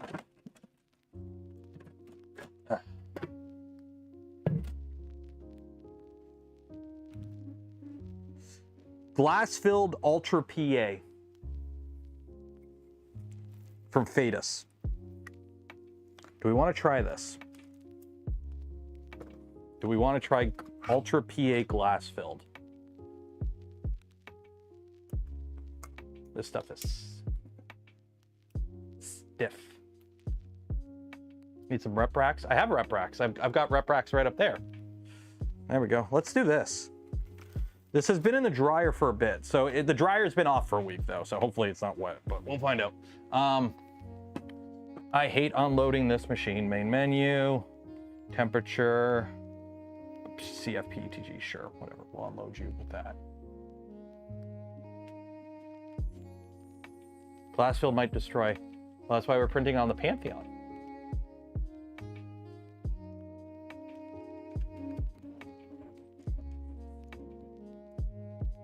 Yeah, this filament should be okay. I don't think it's too dry. I'm gonna feed it out of a dryer too, so.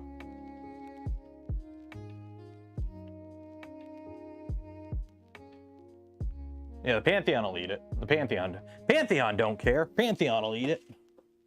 Okay, while that's doing that, let me move this over here now. So I actually have room to get in here. This out.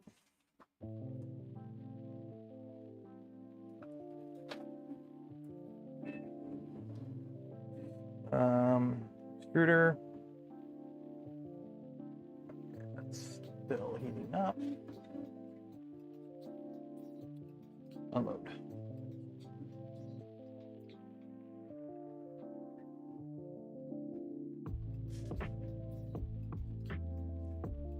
That's unloading.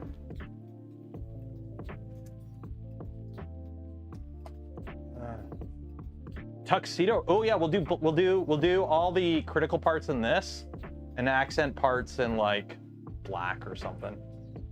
We'll do carbon fiber or something. So the problem with this is it's like you got to open it, so you need to have room behind it to open it.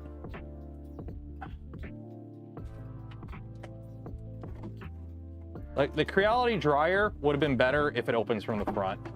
I'm not a fan of the way it opens. Yeah, whatever.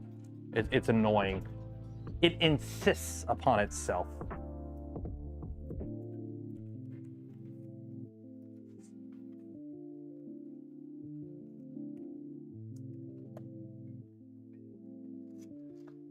Okay. Yeah, loading this is annoying because it's like you have to like load it up from the bottom and hopefully not tangle it all. And of course, the thing that you can't see it. There you go. Oh, get in the hole, get in the hole, get in the hole. There you go.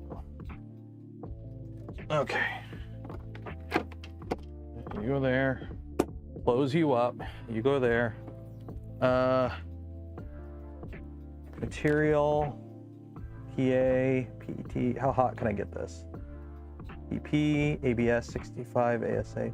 Well, that only do 65. Okay.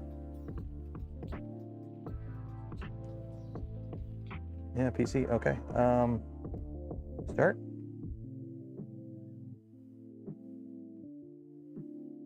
time.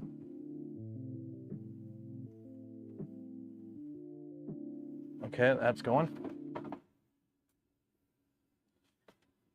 Load this guy.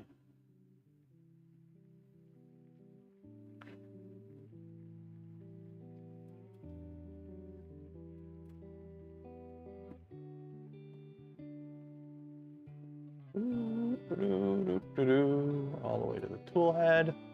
That goes there. I could close you.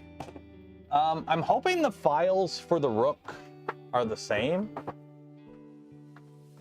I have to actually look up the LDO Rook files and see if they're any different. I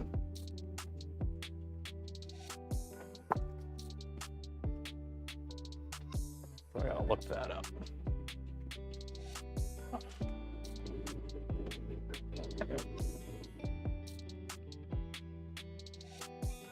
Get in your hole. Load.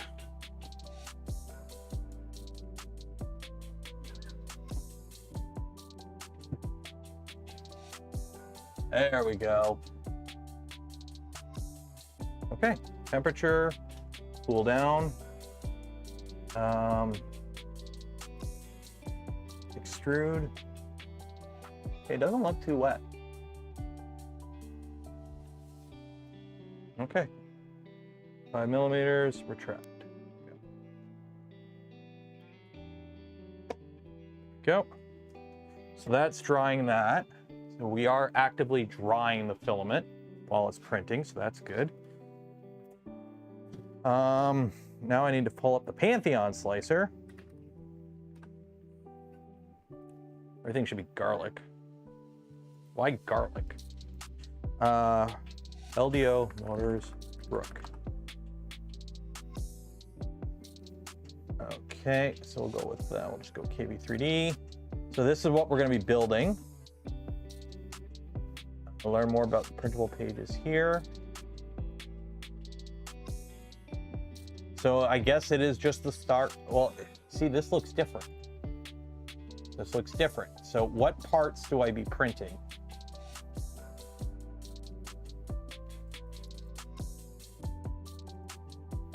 What parts do I be printing? Some parts are different. I know. That's what I'm trying to find. Okay. Check out the GitHub. All STLs can be found here. Like, are we going? No, we're not going with the stock Rook. Like, unless this picture's outdated. LDO specific. Oh, here we go. Okay.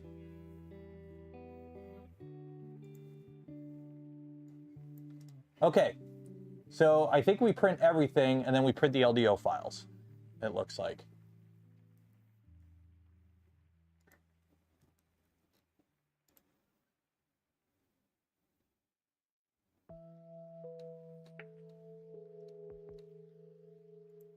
There we go.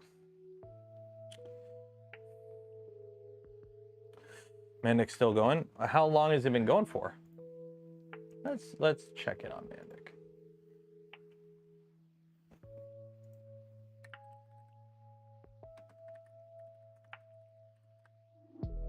He just ended. Oh. Let's see. Lives.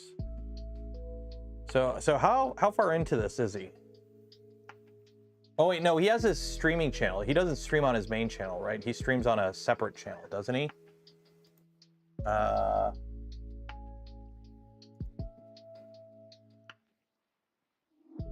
he stream on a different channel? Canuck Labs. Oh, that's right. There we go. Not a fan of splitting it up. I know people do it, but I'm not a fan of that. Okay. So we did 5 hours yesterday, 7 hours today. Damn, Daniel. That's a lot. That is a lot. We need some lights in here. This is dark.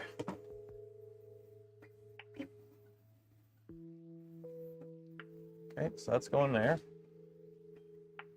Okay. That's a lot of extra ooze, but it does appear to be relatively dry. Okay. You got to like the smash button. Like the smash button, folks. Do the thing the YouTuber tells you to do. Downloads, downloads, downloads, downloads. Extract all.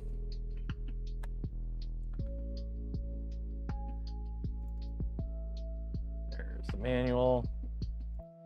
Okay, so now gantry, we want the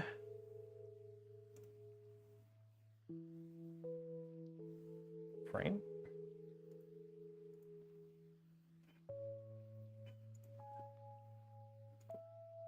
Frame. Bottom frame. And top frame. So we're going to print the frames out of the Gucci stuff, I believe. Yeah. So we're going to print the frames in the glass-filled nylon. Bottom frame, top frame. So obviously we can only do one at a time. So we'll do the bottom frame first, because I think if we're going to run into problems, it's okay to go into problems with the bottom frame. I think. I know it sounds weird.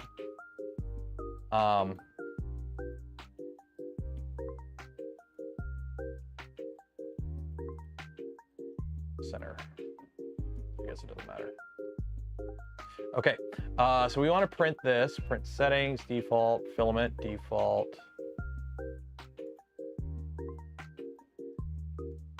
Where's my filament? Oh, do I gotta download a newest version? I think this broke. Let's see. There we go. Okay. We're gonna go glass fiber nylon. Glass fiber nylon. Yeah, that's why. That's why. Glass fiber nylon. Actually, let me see if there's an update. It's been a while since I've looked. Discard. Let me see if there's an update for Pantheon Studio. Pantheon design.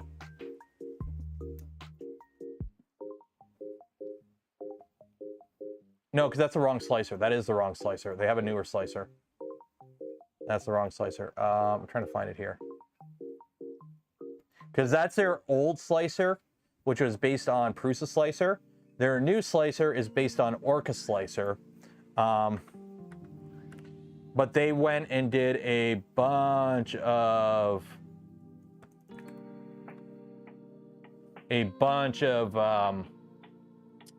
they ripped out all the tracking data. They Chinaed it. There we go. Okay. Download. Let me download the newest version. There we go.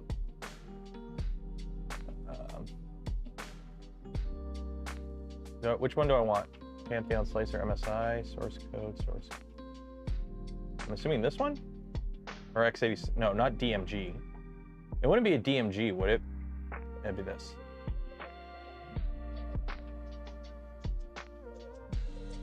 MSI is a motherboard.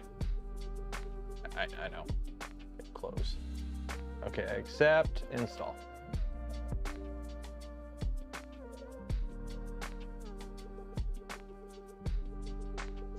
Mac OS. Who uses Mac OS? Let's be nuts. Really? Who uses a Mac?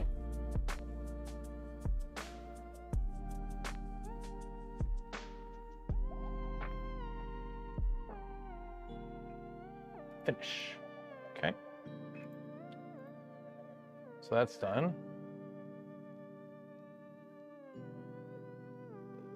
So Pantheon Slicer. Pin to start.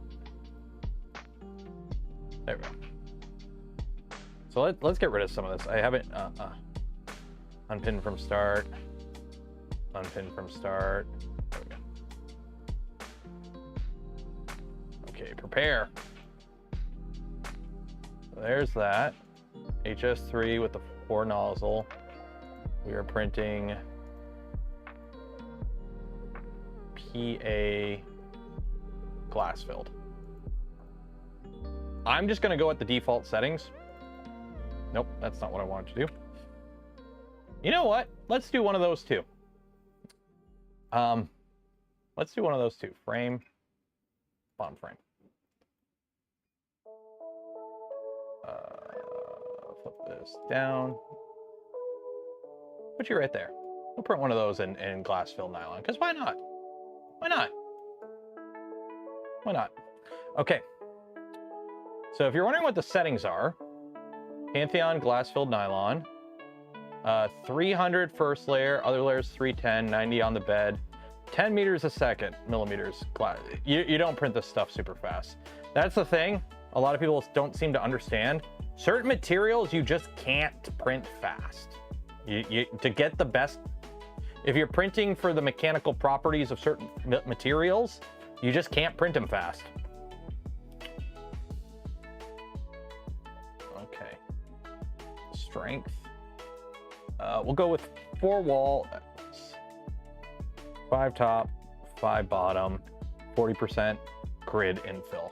Or do you want to go, let's do gyroid. Gyroid, gyroid.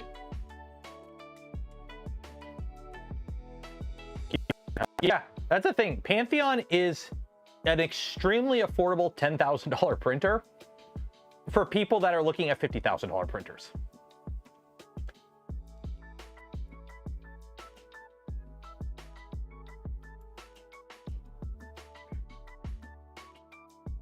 There we go.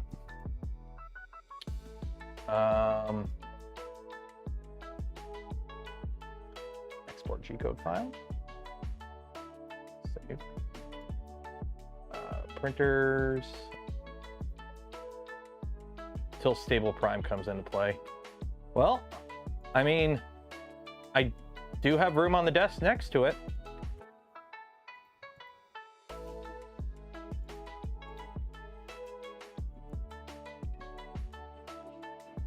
Pantheon is a business ender. I would not put Pantheon and Ender in the same anything. I would not put a Pantheon printer and an Ender printer, other than the fact that they both melt plastic, anywhere near each other. This is a machine designed for operations that don't need a print farm worth of printers, but they still need an absolute reliable printer. I know the people buying this. Like, I don't know them personally, but I went to Pantheon and I spoke to them, and I know who's buying these, and they're using them and they're loving them. Simple as that. Not every machine is for everyone. Machines are built for a use case. If you need a machine that prints carbon fiber and glass-filled materials all day, every day, and doesn't need to print Peak and Ultim, or you just buy a Seabor all-wheel drive kit. It's an industrial grade Prusa. It's not, because Prusa has an industrial grade machine. It's called the HT90. And I know who's using that machine too, and they're loving it.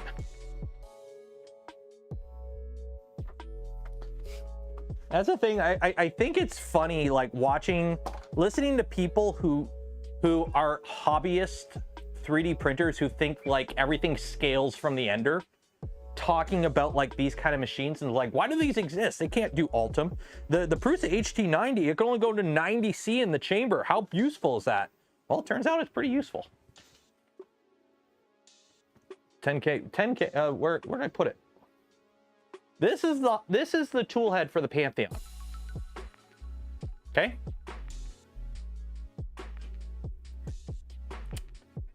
This is a mortgage payment for me.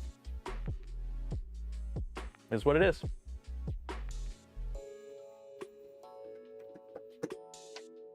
It's slightly less than a mortgage payment for me, actually.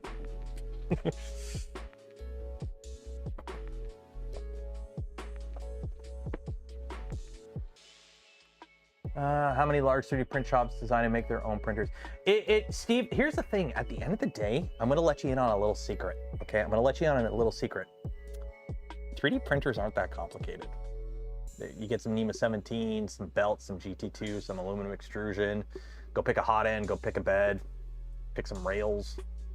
It's not hard to build a 3D printer. anyone can build a 3D printer. And if you're only looking for like, hey, we need one machine with a 1 meter cube print volume, you can easily DIY something.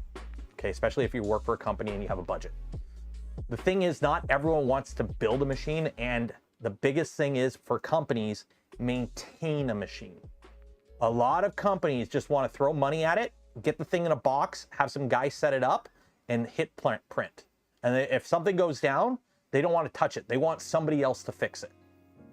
That's a whole market out there. And, you know, for me, I'm like, why would I ever do that? But for a company, that's what they want.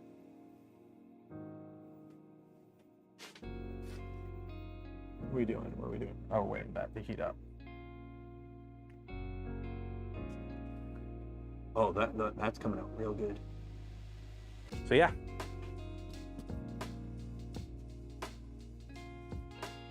Discussing cost-based comparison and user expense, not a functional comparison. Yeah, it's not so much functional, because here's the thing. Most good printers can print a Benchy just fine. Let's be honest. Judging prints based on print quality, judging printers based on print quality is a fallacy, in my opinion. You know why? Any printer can, okay, any printer that is mechanically sound, I'll put that little asterisk there, any printer that is mechanically sound can print good, can print a good Benchy, can print good prints. Any printer with an all-metal hot end and a garbage bag can print ABS. You don't need these super exotic Gucci machines to do a lot of stuff on 3D printing. The difference is if you want to do that repeatedly, constantly, with hands off.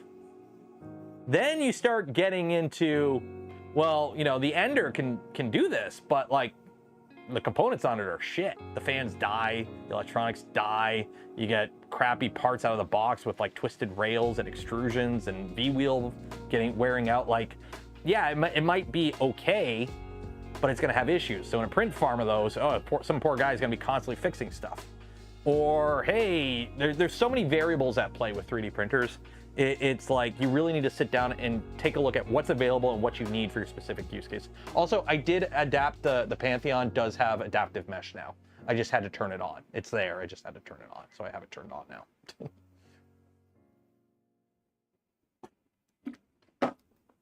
It's part of the print start macro, it wasn't on.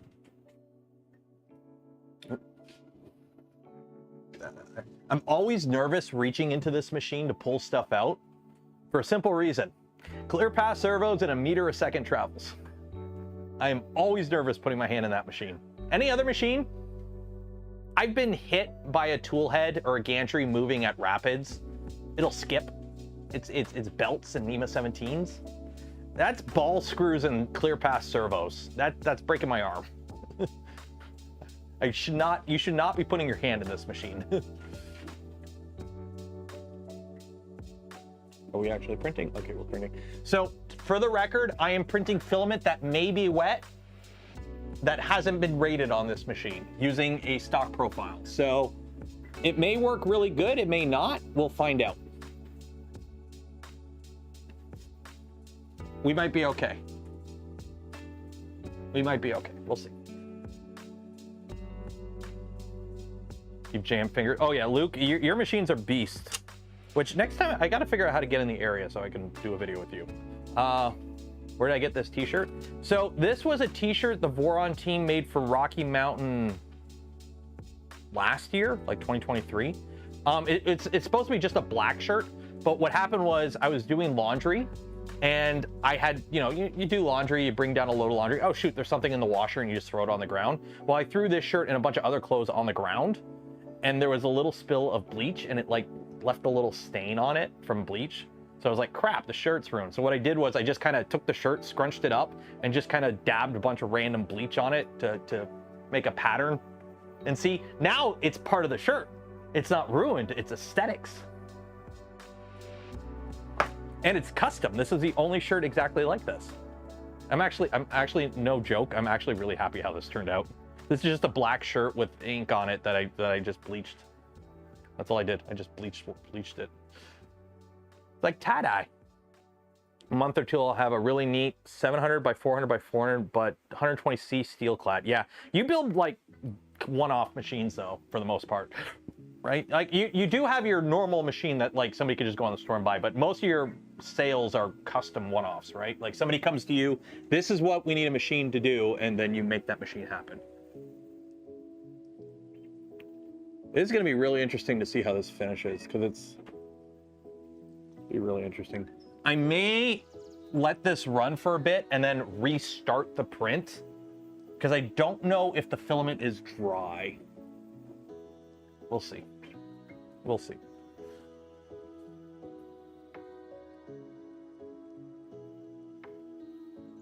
How many dry boxes you have right now? A couple. So in terms of dry boxes, my setup right now, okay, question, dry boxes or filament dryers? So I've got 2 of the Polymaker dry boxes and then 1 dryer. I've got 1 of the Creality dryers. I've got the Fetus Cocoon, which is just a dry box. That feeds the VZ-Bot. The Magneto's just raw dogging it. And then I've got a food dehydrator that I use for just drying spools by themselves. And then I think I have 1 more somewhere, but I don't know where. Oh, and then the Pantheon has 2 dry boxes for their 3 kilogram spools.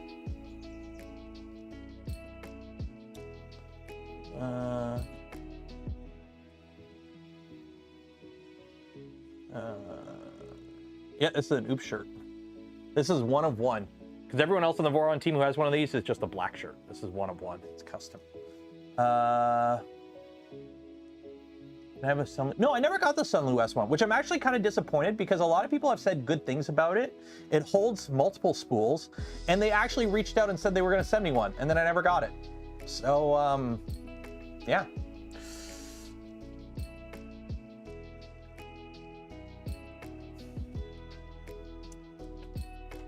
This is the only downside. The printers that are printing aren't in the camera, like they're in the background. By the way, noise ain't that bad. I mean, this is a little loud, and I definitely gotta fix that droopy cable. This thing is quiet. This machine is insanely quiet for what it is.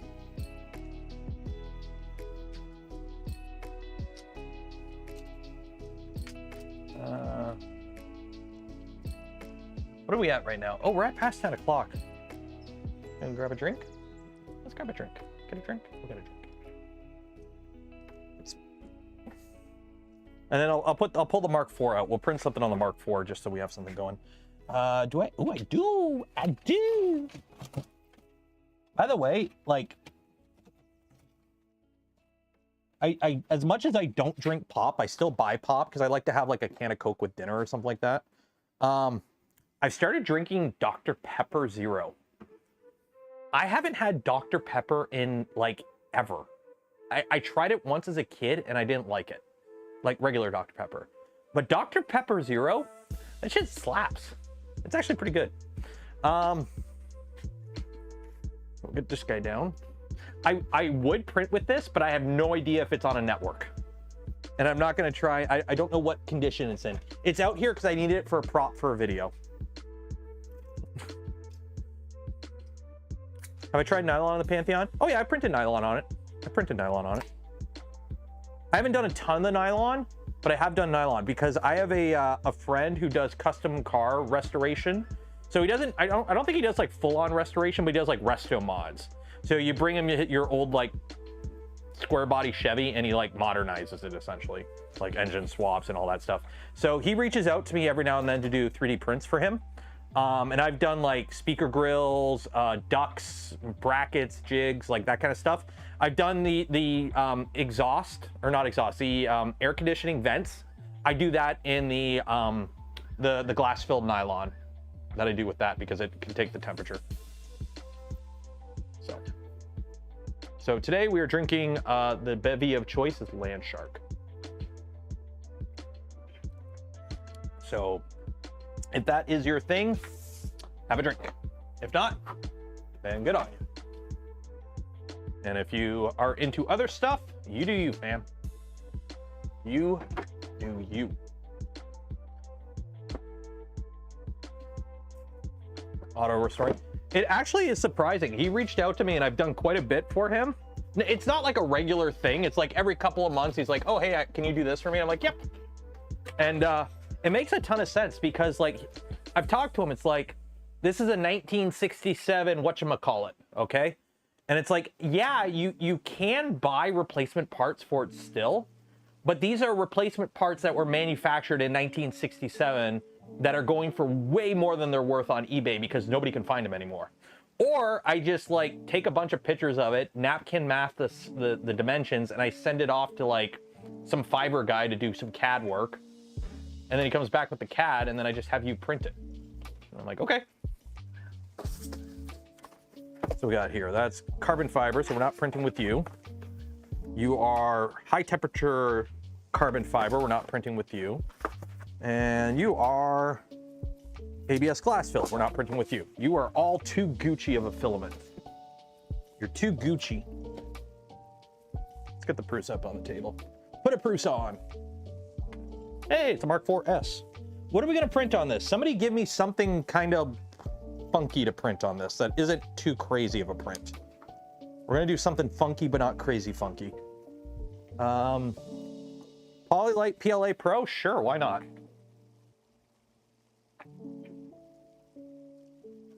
Also, you gotta go. Aha. No, that's a Creality bed. I don't want the Creality bed. Where are... There we go. Satine. The stuff you sent me. What did you send me? Oh, that. Well, that's like a project thing. I'm thinking like a one-off print, like a fidget something or something.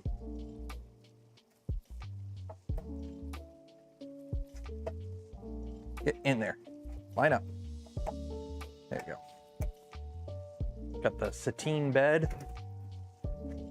Where is... I don't know where the Vision Miner is. You know what?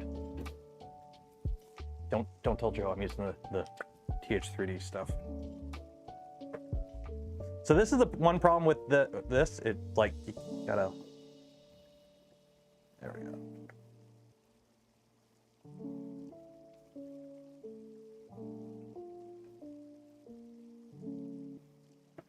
I always put something on the bed. You know, certain beds are just really good as they are. I always put a little something on the bed. Always. Preheat. PLA. Filament. Load filament. PLA.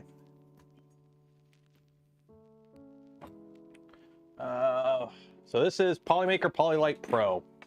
Why? Because it's the top of the pile. Continue. There we go.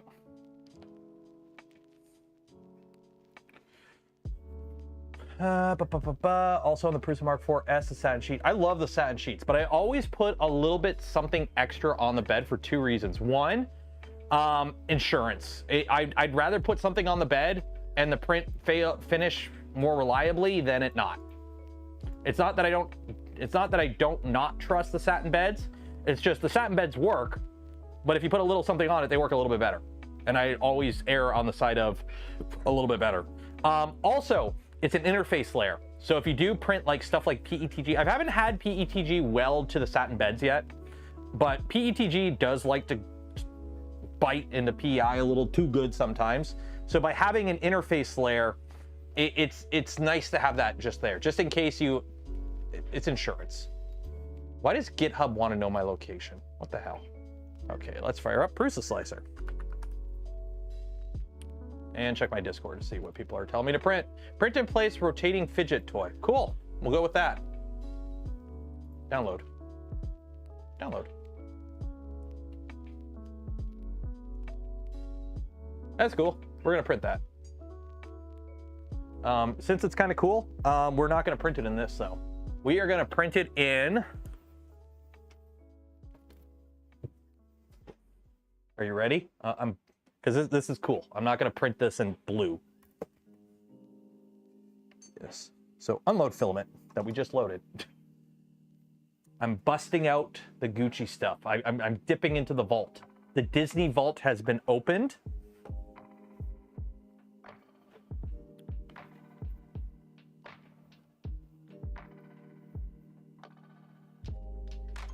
Yeah, I still have some of this stuff. I remember years ago when I first got into like content creation, is 3D printing content creation. One of the first companies to reach out to me was the guy from Polyalchemy, and he sent me a case of the stuff. And I still have some of it. I don't use it that often. But you know, if you need a really shiny gold, and luckily the formula has been acquired by Printed Solid soon. You're going okay? How are you doing? Oh, you're jammed. Are you jammed? Oh no, you're not. You're not jammed. You're just kind of messy. Are you jammed?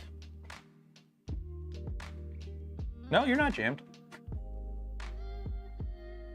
Were you jammed? You know what? I don't know if this jammed. Pause. You know what? I'm just gonna cancel it because I don't trust it. Cancel. Cancel print.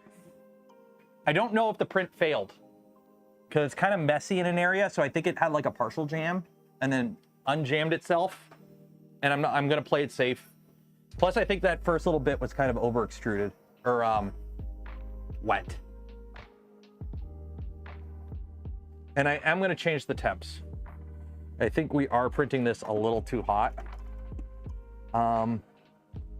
This recommends, oh no, 380 on the bed. No, it actually is right. Shoot. Okay, maybe it did jam. Or a partial clog or something.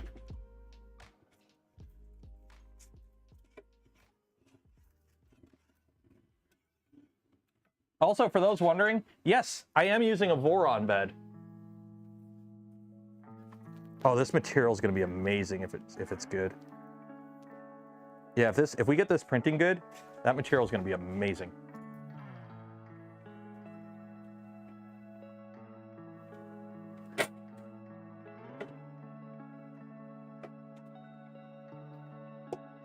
Okay. Restart. Try it again. Oh, this is PLA. Okay. So cancel. So this is, we are printing with the original Prusa Mark IV-S high flow. We are printing with a silk filament. So I need a generic PLA silk. I don't think Polyalchemy is in here, unfortunately. Oh, no, Polymaker. No, Polymaker. No, there's no Polyalchemy. I could just do generic silk. I think we'll go with like a generic silk. Or, you know, we'll go with, no, fibrologies. I'm trying to find a silk. You know what? We'll just go generic silk. We'll just go with generic silk. Generic PLA silk. There we go. And we're going to print this with the structural profile 0.2. So, correct, yes. Okay.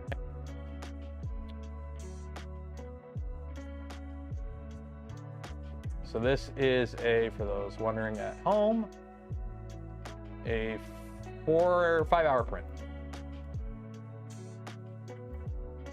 Send to connect. And we are going to print this on Samsquanch because that's the only one available right now. Set print right now, confirm. And for those wondering, it's Samsquanch because it's the Mark IV-S. The other one, that one's OG Joe, and the Prusa Mark IV that's downstairs is Moon. And then I also have a Mark 3.5 that I don't know what we called it, but yeah.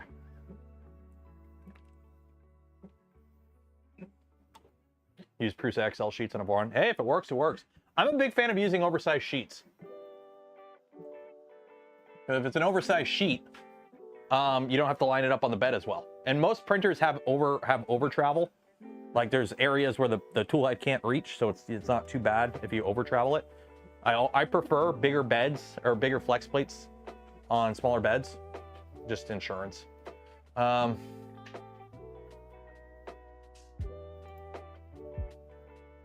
it's got to do its little recalibration because it's been a little bit, and it doesn't help that I moved it around a bunch.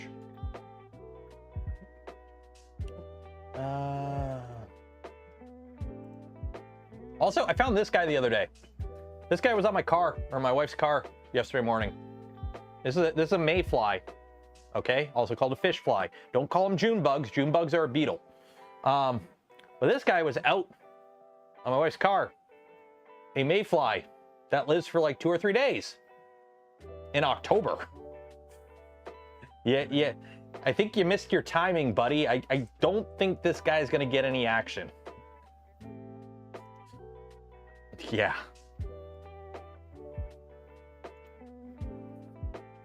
He may have missed out.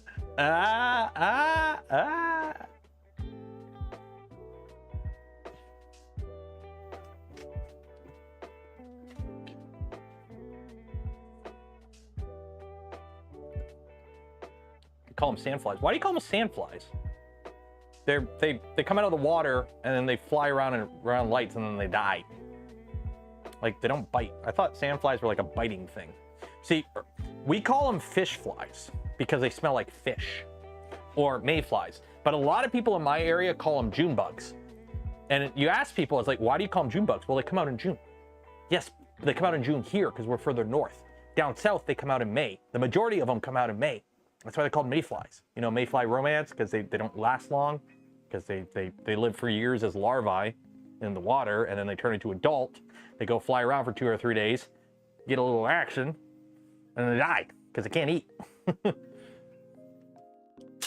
But people up here call them June bugs because they come out in June. It's like, no, June bug is a beetle.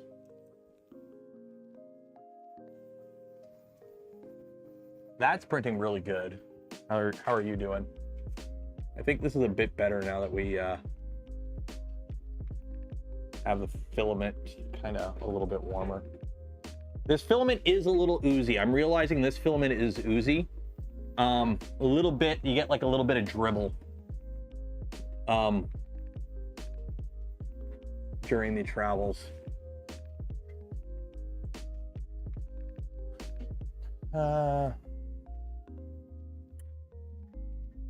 Most of the time you find it by Lake Erie.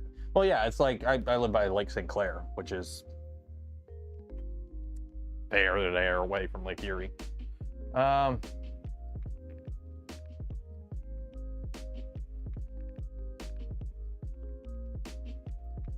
See, this is where the Kraken comes in handy. So Josh here is building a stealth changer, and then I guess he was gonna go with like 5160s on easy boards. It's like, yeah, those aren't cheap. Go with a Kraken. Printers like that is where the Kraken makes sense. Once you start fiddling with that kind of stuff, Krakens start to make sense. Kraken, don't put a Kraken in a regular printer. Kraken's for like, I need all the drivers. Like if you were building this using like NEMA 23s, this is where you use a Kraken with.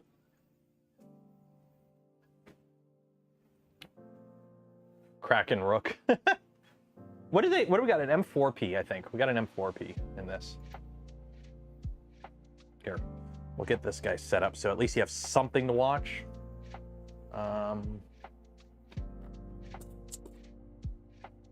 Wow. There you go. There you go. Now you got something to watch. Instead of just me flapping around. Yapping. Don't forget, we got the giveaway at the end of stream. If you did not enter for your chance to win some filament from Polymaker, link in the video description. Enter for your chance. And then while you're down there, if you want to help support the channel, the content I create, and the things I do, consider becoming a channel member, a Patreon supporter, or if you're really cool, you gift memberships to others. We do have new merch on the merch store. I think there's links somewhere. I don't know. Hit exclamation mark merch in chat. It'll pop up. But we do have merch in the merch store as well. And also, if you're thirsty, buy some gamer subs. I don't have a beer sponsor, so. Yeah. And if you're new here, be sure to subscribe. Because according to my YouTube metrics, I've been getting a lot of new people because of Have you guys seen the clip? Here, let me pull up the clip. Let me pull up the clip. Mute the music. Because we're coming near the end of the stream anyway, so we're just yapping. This. Best computer we've ever made. I'm looking. I'm not there yet. Why did I look up YouTube? What are you even doing? Do you even compute? By the way, that's a great video. Go back. Did not expect this. Do you not even alt left arrow? What is your problem? There, down, left. That's freaking awesome. I watched it. Oh, yeah. Yeah, Canuck creator. Just like casually showed up at the studio. Tynan did a great job just showing him some of our prototyping tools that we use. There's this sort of perception every once in a while when we actually do a video in the workshop, you'll see the odd comment that's like, man, they spent so much money on this workshop, they never use it. People don't know what we use it for. And I think part of that's on us because we don't really talk about what we use it for. I've been saying for a long time, we should do. Yeah, and then they talk about how they want it. We should have a YouTube channel. Pushing them to try and do an engineering channel. I'm like, do it. We commit to no uploads, but it's LMG or whatever you want to call it, umbrella parent company. That was a bit of an unexpected shout out yesterday. So that was pretty cool. And then I think he brought it up again like a couple minutes later, but like another quick one. But it was just a nice little quick shout out, which was super appreciated. But it did have an impact on the video. That's for sure. Unfortunately, like YouTube metrics are like a day behind. So I can't see exactly what kind of impact it's had. But put it this way, it's at 60. Does this show anything? I don't think this shows anything here. Let me just double check. I want to make sure I'm not leaking anything I'm not supposed to, because it's bad form as a YouTuber to leak your data. But if you want to see, here's my most recent videos on the channel. You could tell which one has done the best. This one I'm so disappointed in. I brought my positron all the way on vacation only for 7,000 views. But like this is what you normally see for my videos, right? This is what I get. Like this one, the Pantheon one did okay, but like, you know, my videos, and then look at the outlier. There's the outlier.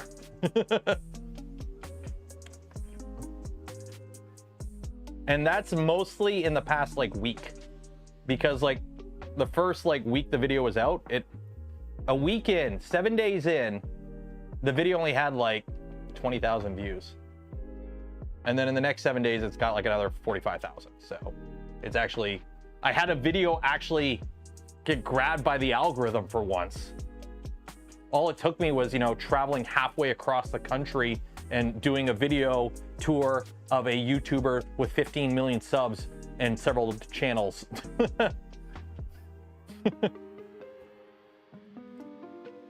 Print some PC mods. They showed off the, you can see the Pantheon printing there. They had the water tube printer there. Still, like, it's literally one guy in the lab's office computer. Like, he has it at his desk in the office, the printer with the 3D printed water tubes. They're resin, but yeah. Also up 100 subs. Yeah, I'm up like 200. That one video has brought in like 250 subs to the channel. And it's actually a YouTube video that I've actually made money on for once. Like, I made more than minimum wage editing that video for once. I'm actually surprised.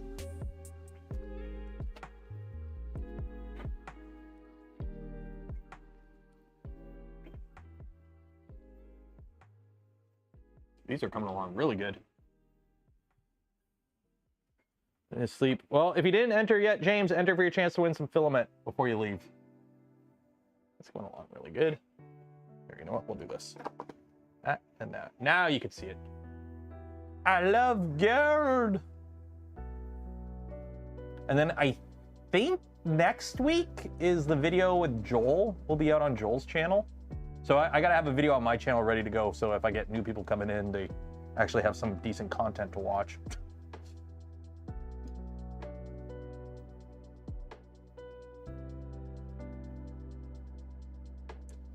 Ooh, I have to create an account to see the fake money estimates for the vid. Chris, I'll let you know, they're not accurate at all. They are not accurate at all, because here's the thing. What you make off a video is not a standard thing. It's not like, oh, for every 10,000 views, you make this much money. Because it's not. Certain videos depending on the category the video is in and what the video is about, will get different ads on it that pay different amount. For a while there, if you were doing videos that happened to get crypto ads on them, you made a lot of money because it's shitty crypto and those people throw money around because they're stupid, because they're into crypto. Let's be honest. In case you didn't realize, I do not like people who promote crypto. But anyways, the whole thing is it depends on your video type. That's why videos for kids make more money, because it's the advertising bracket you fall in. So you can have a video that has 100,000 views on it that's fully monetized, that makes a fraction of what like a Mr. Beast video would make with 100,000 views. So you can't just go on those sites that like, oh, based on this, we tell you how much it is, because they usually give you a range, and you could be anywhere in that range, and also inside and outside that range. It's not a metric you can go off of. Put it this way. For 65,000 views on that video, I've made okay money, but like not crazy. Like it's not what you think. It's the fact that I have hundreds of videos and live streams on my channel that each one makes a little bit every day that it adds up to okay money. I still don't make as much as I did working in the tool shop, and I'm okay with that. Just for the record. We ain't pulling those numbers here. I try to be as honest as I can about certain things. If people come to me with questions about, you know, being a YouTuber and whatnot, I try to be as honest as I can. I know I can't go into depth about certain things. I'm not going to pull out my my T4s right now, for example. But like, if people ask, I try to be honest. I kind of like having a little bit of transparency because my job is entertaining you. So you're my boss technically. But yeah, I don't know. I'm not a fan of the whole hiding it all thing. Like, the worst thing you can do in your job is never talk about your wage. As somebody who used to work in the trades, the whole, oh, don't talk about your wages, I'm professional. Yeah, F that, I'm sorry. The moment I found out that I was making $10 more an hour than somebody who just shut up and worked, because they just shut up and worked and they never complained, and they got the worst jobs, and they got thrown, like, they got stuck doing all the crazy stuff because they wouldn't say no, and they never complained. And we both started around the same time, but because I complained and I didn't put up with a bunch of stuff, I was making $10 more an hour to do the exact same job he was doing. Yeah, no, don't do that. Don't do that. Don't do that. Like, don't fall for that whole, ooh, it's unprofessional talk. No. Get your bag, fam. Get your bag, fam. Tool shop people can make good money. Yeah, I used to make good money back when I didn't care about anything and I worked crazy overtime and my entire life was work. And then I realized nobody cares about you at work. As important as you think you are at whatever your place of employment is, you can be replaced immediately. They don't care. Your employer doesn't care. I went through the whole thing with a buyout and everything at the shop I worked at. They don't care. Look up what happened to Impact Plastics. We talked about this yesterday, where the owner of the shop basically told people, hey, don't show up for work, I'm firing you during a hurricane, and several people died. It's all like that. It's all like that. That does not surprise me at all as somebody who worked in the trade. So, you ever a coworker you wanted to punch? No, I was a supervisor, so I sent people home. I had the ability to send people home who were annoying me. But yeah, don't let people take advantage of you. Discuss your wages.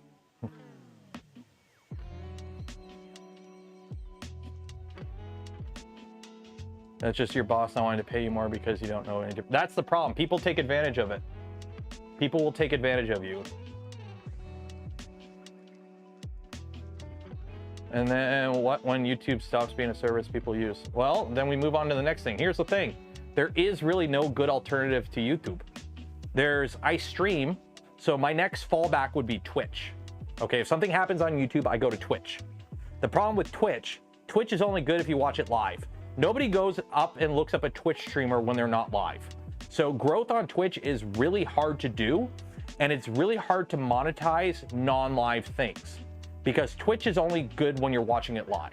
So like, most of my streams get more views after the stream ends than during the stream. You don't get that with Twitch. And then you have the other platforms. I'm just gonna say this. If your platform is known for being the platform where people go to because they're kicked off other platforms, you're not a viable platform. Because if they were kicked off those platforms, then how are they gonna make money for your platform if the advertisers won't touch them? So how is your platform making money if you're the house of people who are brand risks, essentially? So.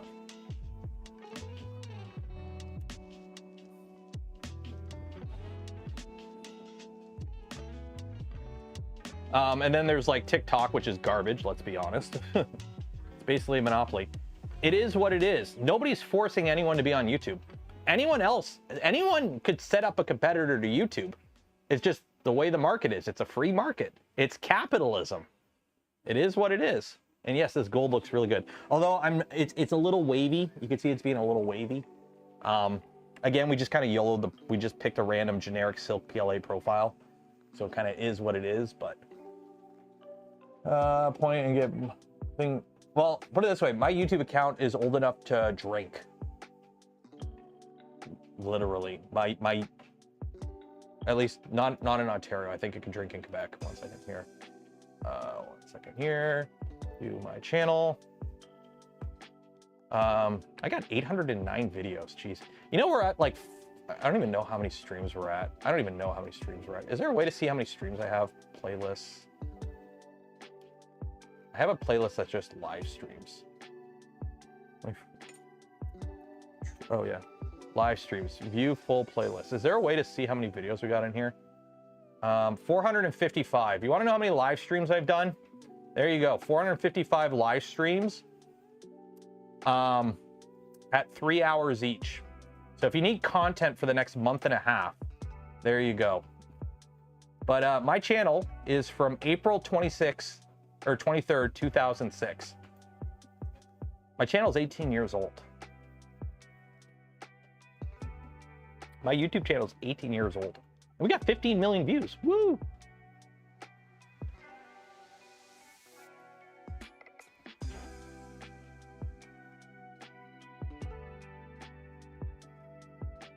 Fresh out of high school. Yeah, I made my YouTube account fresh out of high school.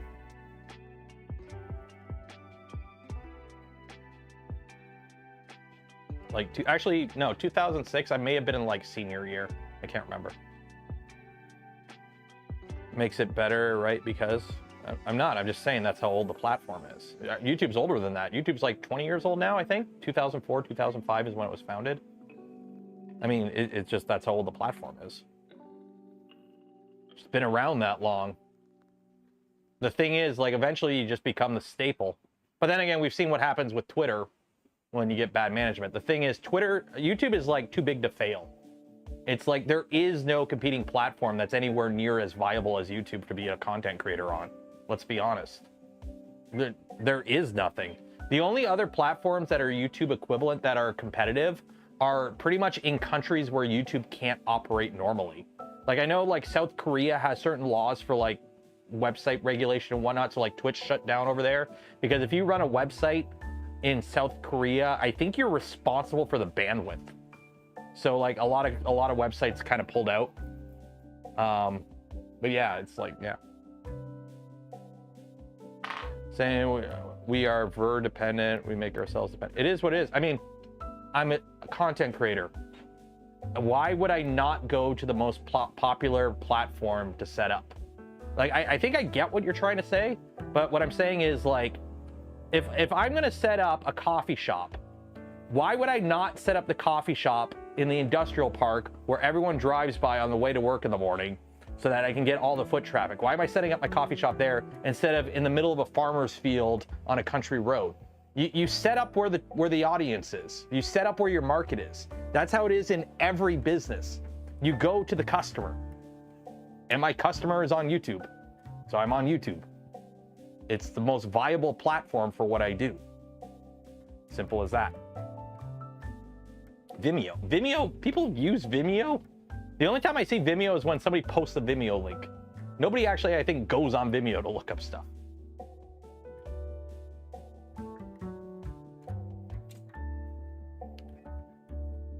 Yeah, even if so, yeah, and it's been tried before. There's been other attempts at this type of platform. The thing is, this YouTube worked because they were able to run at a loss for years before they became profitable because they had Google, essentially. This is YouTube? No, this is Patrick. How's the prints coming along? How are you doing now? So this print might have a little bit of gumminess to it, but I think we'll be okay. I'm putting a coffee shop where people drive past rather than pedestrians walk past. Well, yeah, again, it's the market. In North America, people drive. In other countries, you have actual proper public transport and proper city layouts.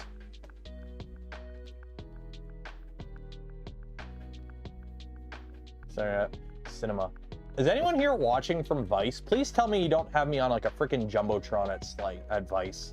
Please tell me I'm not on a screen at Vice right now. Because if I am, I'm going to start leaking all the Voron stuff. Let me just pull up the admin channels right now. No. Where is Vice? It's in Reno. Voron International Community Event. Where I'm not at. Why aren't I at Vice? Richard L, 2 reasons. Time and money. To go to these events, my wife has to book time off work. And we've burned all that, so that's all gone. And then also flying international to Reno, Nevada and spending a weekend is something I don't have the budget for. And 2, it's kind of hard to get a sponsor to cover that when I can't make content there. So, is what it is. Like, I'm trying to figure out if I can make whatchamacallit, Smurf happen right now, so.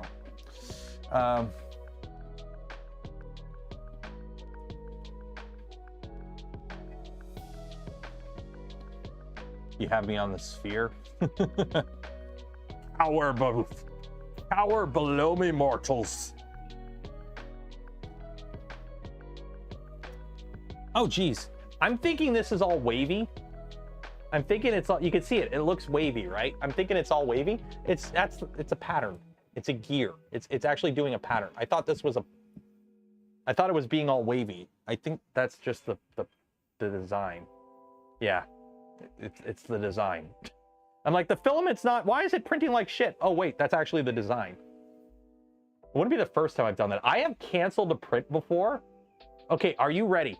Are you ready for like the biggest, like, I'm a dummy, brain no worky thing? I have a printer running. I'm watching the print. The print looks like poop. I hit cancel print. I hit cancel print on the wrong printer. Because I came out to my garage, I had printers printing, I had 2 printers printing. I looked at the one printer, I'm like, that print doesn't look good. We're about an hour and a half in, let me cancel that. I went up to my room upstairs and I hit cancel print on mainsail. Both these printers didn't have cameras hooked up. I canceled the print on the wrong printer. I canceled the print on the printer that I've been printing for like 18 hours and was like half an hour away from finishing. I'm like, crap. So I came out here and I'm like, why are you still printing? Why are you not printing? What did I just do? Dang it. Go back upstairs, cancel the print. Come back down here, look at the print. Oh, it wasn't printing crappily. That's just the model. I shut off both printers and went to bed. Luckily, the printer that had like half an hour left had multiple things on the bed and it was only one thing that had failed or not finished. So luckily, most of that print was salvageable. Most of the plate was salvageable, but yeah. By the way, I'm loving the fact that I have 3 printers going right now. I don't have my noise canceling headphones in because I haven't unpacked them yet. They're still in my bag. And I can have a normal conversation. This isn't loud at all. I'm loving this.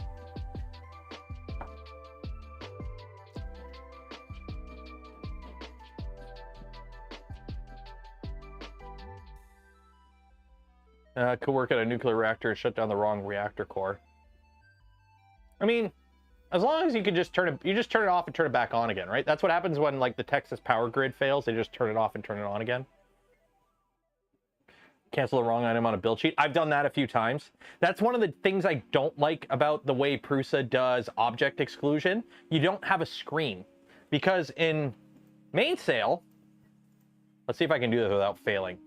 In Mainsail, you can click on the object you want to cancel, okay, in Clipper. But with the Prusa, it just gives you a list of objects and current object. So the problem is, if you're printing like maker chips and you have 50 of the exact same thing on the bed, you pretty much have to wait until it gets to the one that's failing to hit cancel this object. You can't just like,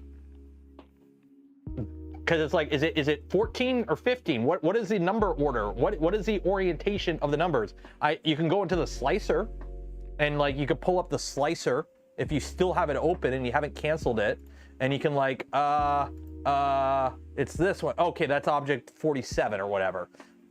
But you can't, like, it doesn't give you a map. I wish it gave you a map. I don't know if it's capable of doing that though.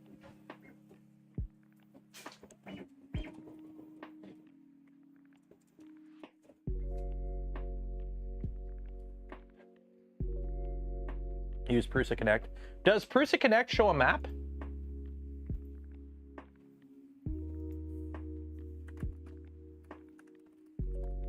Does Prusa Connect actually show a map? So Sam Squanch is printing. Does it actually show a map though? Cancel objects. Oh, okay, so Prusa Connect does do it. Okay, so it just doesn't do it on the screen. Okay, learned something new. I did not know that. Okay, did not know that. Well, now I know. I can go into Prusa Connect and do it. Because I was doing that because the problem was I had like the Mark IV downstairs printing, and then I had the XL out here printing. And I was just sitting at it, looking at it. I'm like, which one is the one that's failing? So I had to sit there and wait for it to get to it and hit cancel. So I didn't know you could do that through Prusa Connect. Okay, now I know. That's good to know. Actually, we'll do this camera.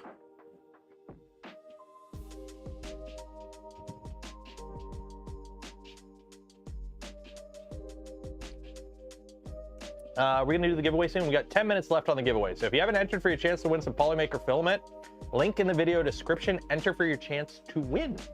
Do this now.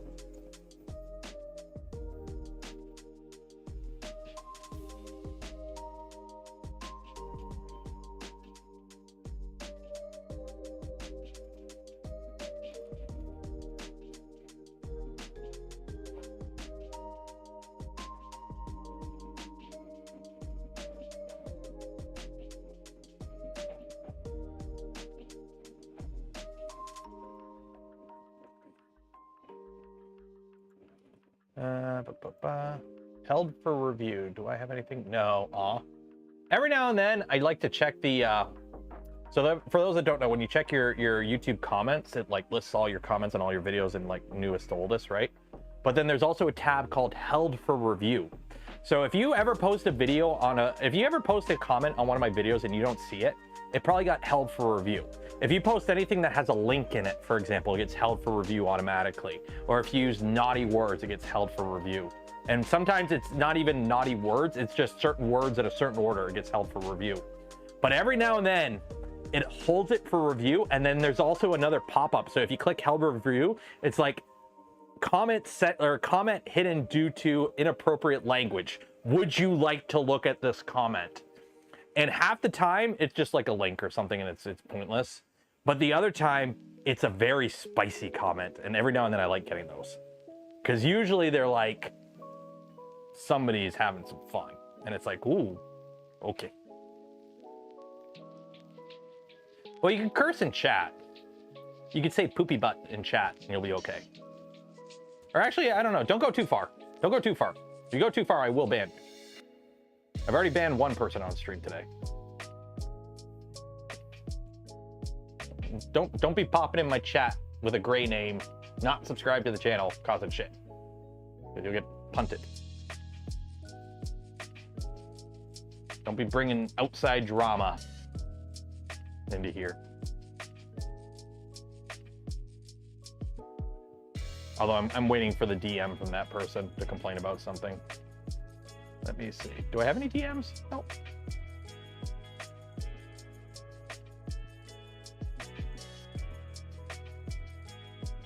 Yeah, I'm sorry. If I'm talking about like me, I went to another YouTuber or I did something involving somebody and there was like, don't be bringing drama in. What about green names? Green names, you get a warning. You get a warning.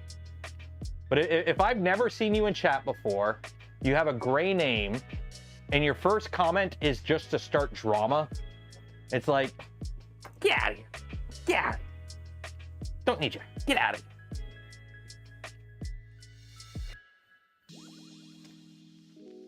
Tabarnak. Pamplemousse bibliothèque. J'aime beaucoup Poutine. Poutin.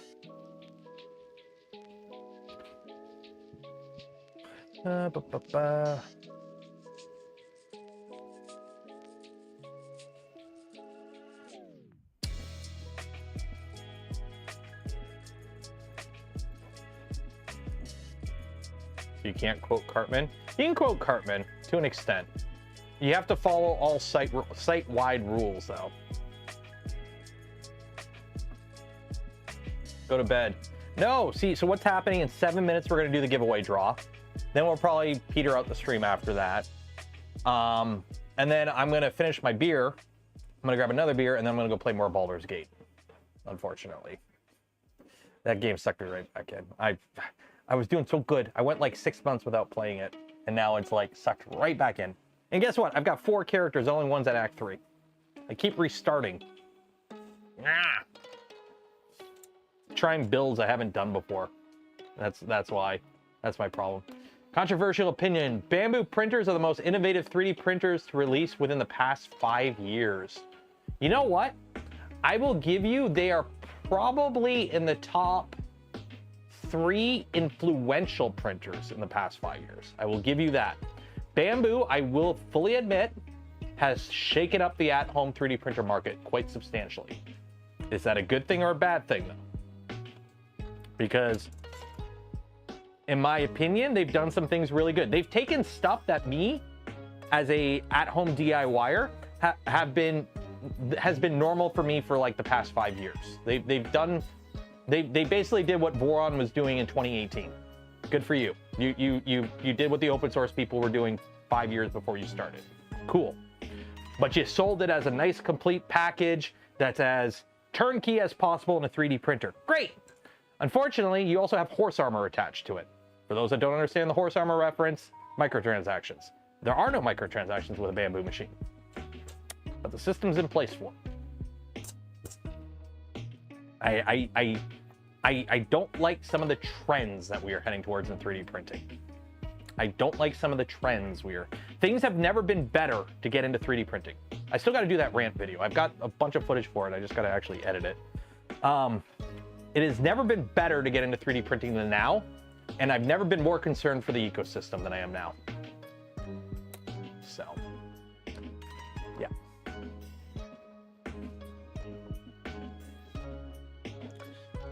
Montag, it is not a home appliance. 3D printing, in my opinion, will never be an at-home appliance because the problem is nobody knows how to CAD.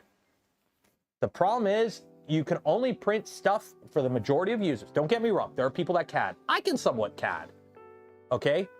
But for the majority of people, 3D printing is a novelty item because you're only printing whatever the random popular prints you can find on a website are. You're not designing your own stuff. There's no mass repositories of General Electric stove knobs or other brackets for random thing that you can print replacement for. No, you either know how to CAD and you design your own stuff, or you're wholly reliant on other people designing stuff and you're just printing what other people design.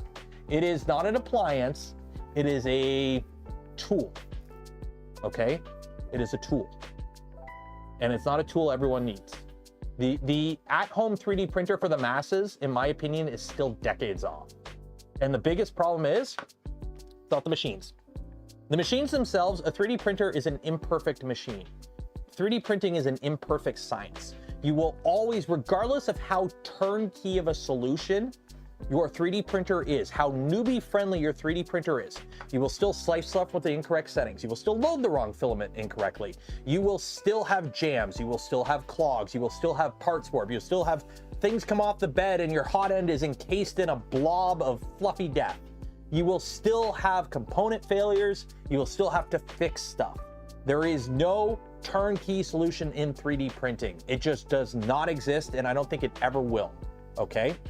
Add on top of that, licensing and design patents, okay? We're already seeing those issues when it comes to just the printers themselves, you know, Stratasys and Bambu right now. But also, for printers to be an adoptable thing for the home, you're basically killing a ton of other industries. You're killing, you know, replacement parts. You're killing, you know, industries where like they rely on you buying the thing, and when something breaks on that thing, you buy a replacement thing.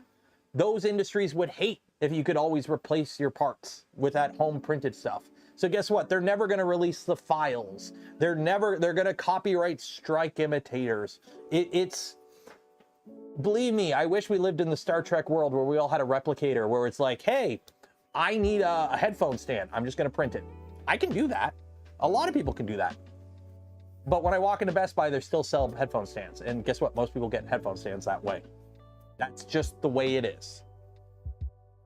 It's just the way it is.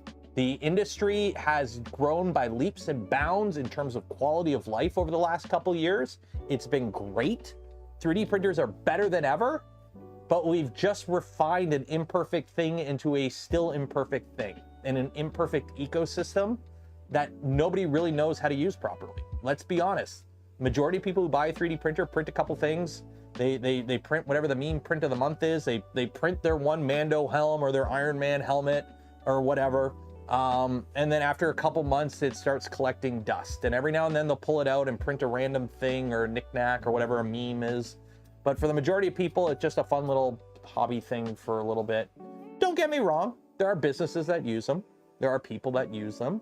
They do have a reason to exist, and there are people that take full advantage to it.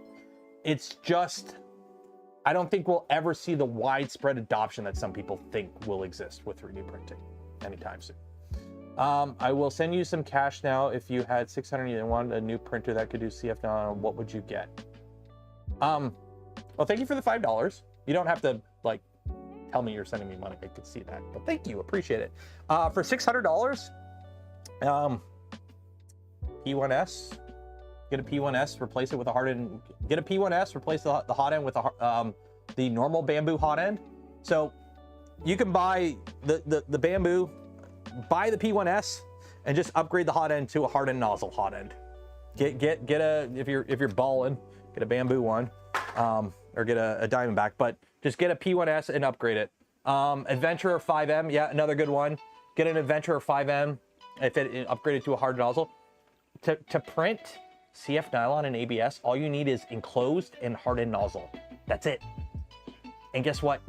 If you find a used Prusa Mark III on Facebook Marketplace for $100, grab it, put a hardened nozzle in it, and put it in a cardboard box.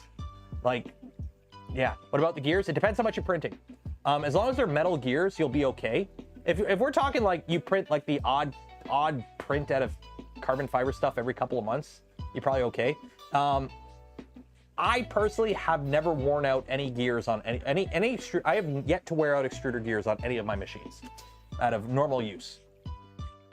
So, do I have experience with the SVO8? Yeah, watch my video on the channel where I said I can't review it because it's not done yet. I gave mine away. They sent me one to review and I couldn't review it because it was incomplete. And if I wanted a Voron, I would build a Voron. I wouldn't get a Temu Voron. Simple as that. ABS one spool. Yeah, one spool you're okay with whatever the most extruders are metal. The only time you should look into getting like hardened extruder gears is if like the machine's only going to be printing CF all the time. Yeah, ABS isn't hard. Just get good quality filament. That's the biggest takeaway I can say for those wanting to print the more exotic filaments. I'm classifying ABS as like bare minimum exotic. It's barely exotic anymore. But the biggest takeaway when you're starting to print the more Gucci filaments, get good filament and make sure it's dry. Dry, good filament.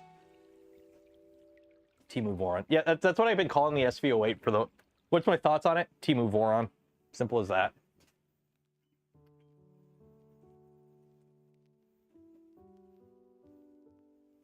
Temu versus Wish Voron. I don't like either of those sites. I think both those sites are scams. I will never sign up for a Temu account or download the app because as much as, you know, all my data is hoovered up by companies already, I don't want to add another one to the pile. I've gotten the offer from Temu dozens of times. Every content creator on YouTube and any platform has gotten emails from Temu asking for them to promote on your channel. It literally, pull up my Gmail account here. Let's see how many Temu emails I've gotten.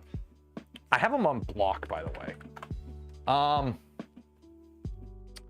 So far this year, I've gotten 1, 2, 3, 4, 5, 6, 7, 8, 9, 10, 11, 12, 13, 14, 15, 16 Temu proposals since January. 16 emails from Temu since January asking me to do a collaboration or promotion or something. And I've declined. After about declining the first 10, I just ignore them because I block them or whatever. They just come from a new email address. The only Chinese site that I don't have any issues with is AliExpress because they don't really do anything. They're just a storefront. So what is Temu? If you don't know what Temu is, you're living a better life. It's basically shit. It's basically, you go on Temu, it's underpriced tat from China. Like it's just generic China crap. Like I'm not saying China crap as like a derogatory term. It is a Chinese website that is selling stuff from China. That it is what it is. And pretty much everything they sell on that site is crap. It is either you buy something thinking it's something else and you get like a knockoff version of it or a absolutely horrendous version of it. You buy a dog toy that looks this big and it comes in, it's this big. And it's basically, it takes advantage of the fact that China gets basically free shipping. When you ship stuff from like China overseas to other countries, I think it's, if someone can correct me, it's because China is still classified as a developing country. So they basically don't have to pay like normal shipping rates for anything. So they basically get to flood like the North American and European like normal postal services with just packages that they don't make any money on and they're stuck dealing with. If I'm not mistaken, I think that's the reason they get away with it. Also, I'm sorry, if you have a space station, you can't claim to be a developing country. I'm sorry. The moment, it's like civilization, okay? The moment you have a space program that can put people in space who can live in space for periods of time, you don't get to claim to be a developing country. And you can't go, well, you know, we have people in our country who are still living in farms. It's like, cool. Maybe you should take your resources and uplift them and solve that problem because you're a developed country now. You have a space program. You have a space station. You want to put people on the moon, which good luck. I'm all for scientific endeavors. Don't get me wrong. Go, reach for the stars. Have fun. Do it, fam. But the moment, it's like Civ. Well, you reach certain ages once you unlock certain tech. Once you get that tech, you can't go back. You can't be building tanks next to pikemen. It doesn't work that way. Once you develop tanks, you stop with the horses. So yeah. They also have nukes. Everyone has nukes. Nukes are fun. Okay, let's do this giveaway. Big bada boom. Giveaway. If you did not enter for your chance to win some Polymaker Filament, I'll give you 1 minute. Link in the video description, enter now. If you're going down there to check it out, like the smash button as well. Check out some of the other links. Buy some gamer subs. Code Canuck. Save 10% off your order.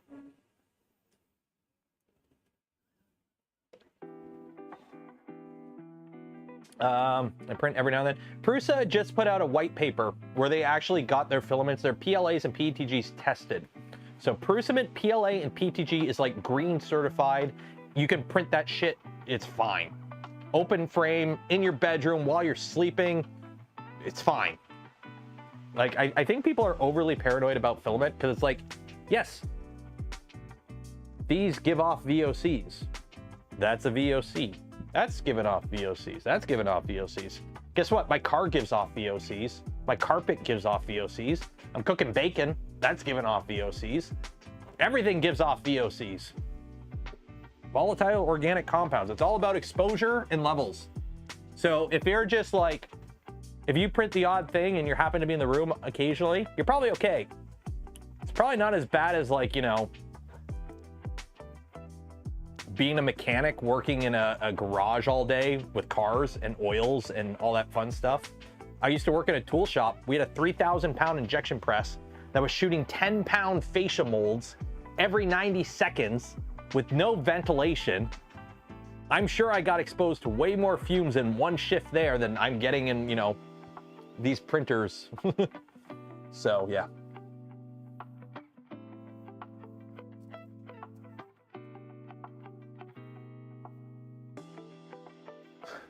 You have an air thing sensor. Even with printing, ABS says cracking open window drops the VOCs back down to normal level. Yeah, the biggest takeaway is basically, in my opinion, don't have your printer set up in a room you actually live in, okay? Don't have your printer set up in your bedroom. If you're gonna have your printer set up, where I have mine set up, for those wondering, in my garage. I'm only out here when I'm working on stuff or if I'm doing this, okay? And guess what? When it's summer out and it's nice, I have the garage door open. If I'm out here working on something and it's nice out, I just open the garage door. There's all the ventilation. The other room in my house where my 3D printers live, where they actually print, is I have a room in the basement where it is sealed. It's a room in the basement. The vent I have sealed. Like I just taped the vent closed. So the vent's closed. The door itself, I actually, you know, the little foam stuff that we put around the doors on Vorons, I put that around the door, and I have a weather strip mat at the bottom. And that's it. The room is sealed, essentially. I can be printing with my resin machines in there and be standing right outside the door with the door closed. I can't smell anything. So I figure if that's good enough, if I can't smell it, then exposure is probably not making it out of that room. And again, I've been in that room while the machines are printing. That was the room I was in before I moved to the garage. It's all about just be within reason with your exposure, okay? Yes, you can go all out, get HEPA filters, exhaust outside, but guess what? Most people can't punch a hole in their wall and exhaust outside. You can't all the time. Like, it just is what it is. It'd be nice if you can. Some windows you can do it. I don't have windows that I can do that. The way my windows are in my house, I can't just like have a thing where I vent outside. Because if I did that, then I live in Canada. It gets really cold outside. I don't want a hole in my window. Also, another big tip, I'm a big fan of with printers, don't open them after they print. I'm a big fan of sealing up your printers really good. If you are gonna vent, like the Pantheon has a vent on it, so it actually actively cools the chamber to make sure it doesn't overheat. It does exhaust out, but it has HEPA filters behind it, okay? These machines, I don't exhaust. It has a filter for air circulation through charcoal on this one, which actually is working pretty good. I can't smell the ABS. But I keep the chambers closed because VOCs are oily. What printer probably is the dirtiest? Probably this guy. I think I cleaned it, so it's not too bad. Let me do something. I'm gonna do something really nasty. I'm gonna get a paper towel and get a little bit of ISO. So, for the record, which is white, ISO, do that, do that. Oh, let's see.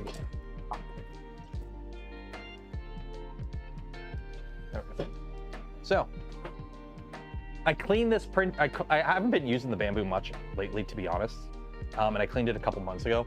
But like, you see the gunky brown residue? That is from ABS.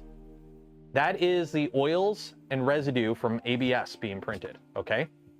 You want to know why that's in the printer? Because it settles. When it gets hot, when you melt the filament, it off gases. And it goes, woo, and it floats in the air. And then when it cools down, it settles. So the trick is, you keep your printer enclosed until the chamber drops back to room temperature. You should be doing that already, because it makes sure your prints cool homogeneously instead of shock cooling. And you get stronger prints. You get better layer adhesion, right? You don't want your print to like cool faster on the outside than the inside. You want the print to gradually cool to room temperature to get the best strength out of it. But also, it keeps all the nasty VOCs in the chamber because they all settle on the walls and the top, okay? So when the print's done, you let the chamber cool, then you open it. Don't like open it, stick your head in there and start huffing the fumes. Okay, let's do this giveaway. Let's do this giveaway. Okay, link to sheets. Now, are we gonna do the same one we did last time where like everyone failed at the very last minute? Or are we gonna do a different one? Because that one was fun. That one was fun.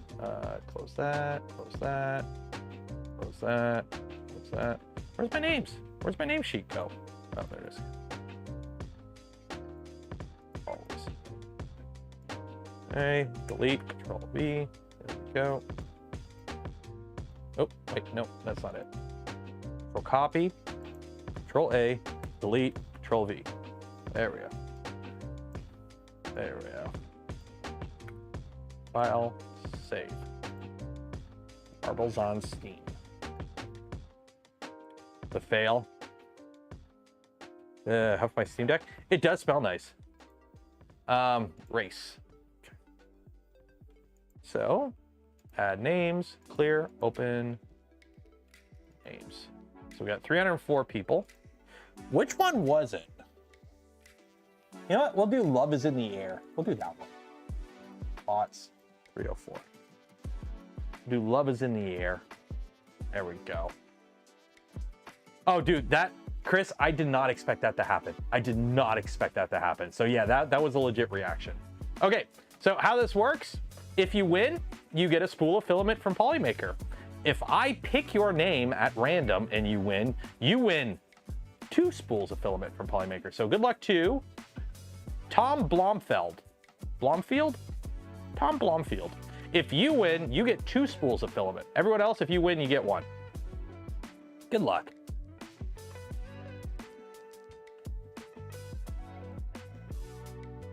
I almost took a drink out of the ISO. Don't take a drink out of the ISO. Remember, exclamation mark zoom zoom makes you go faster. Exclamation mark gullible makes everyone else go slower. When did I start using marble runs? A couple months ago. I switched from the wheel just because it's more fun.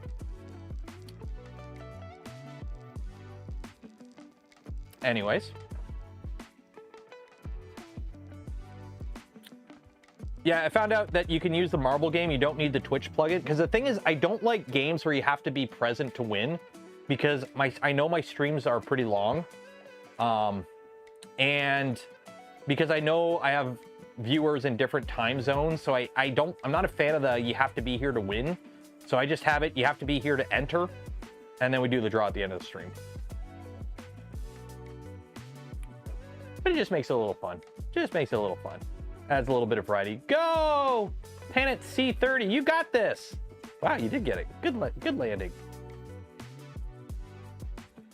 Oh, you killed your velocity, though. You're killing your velocity.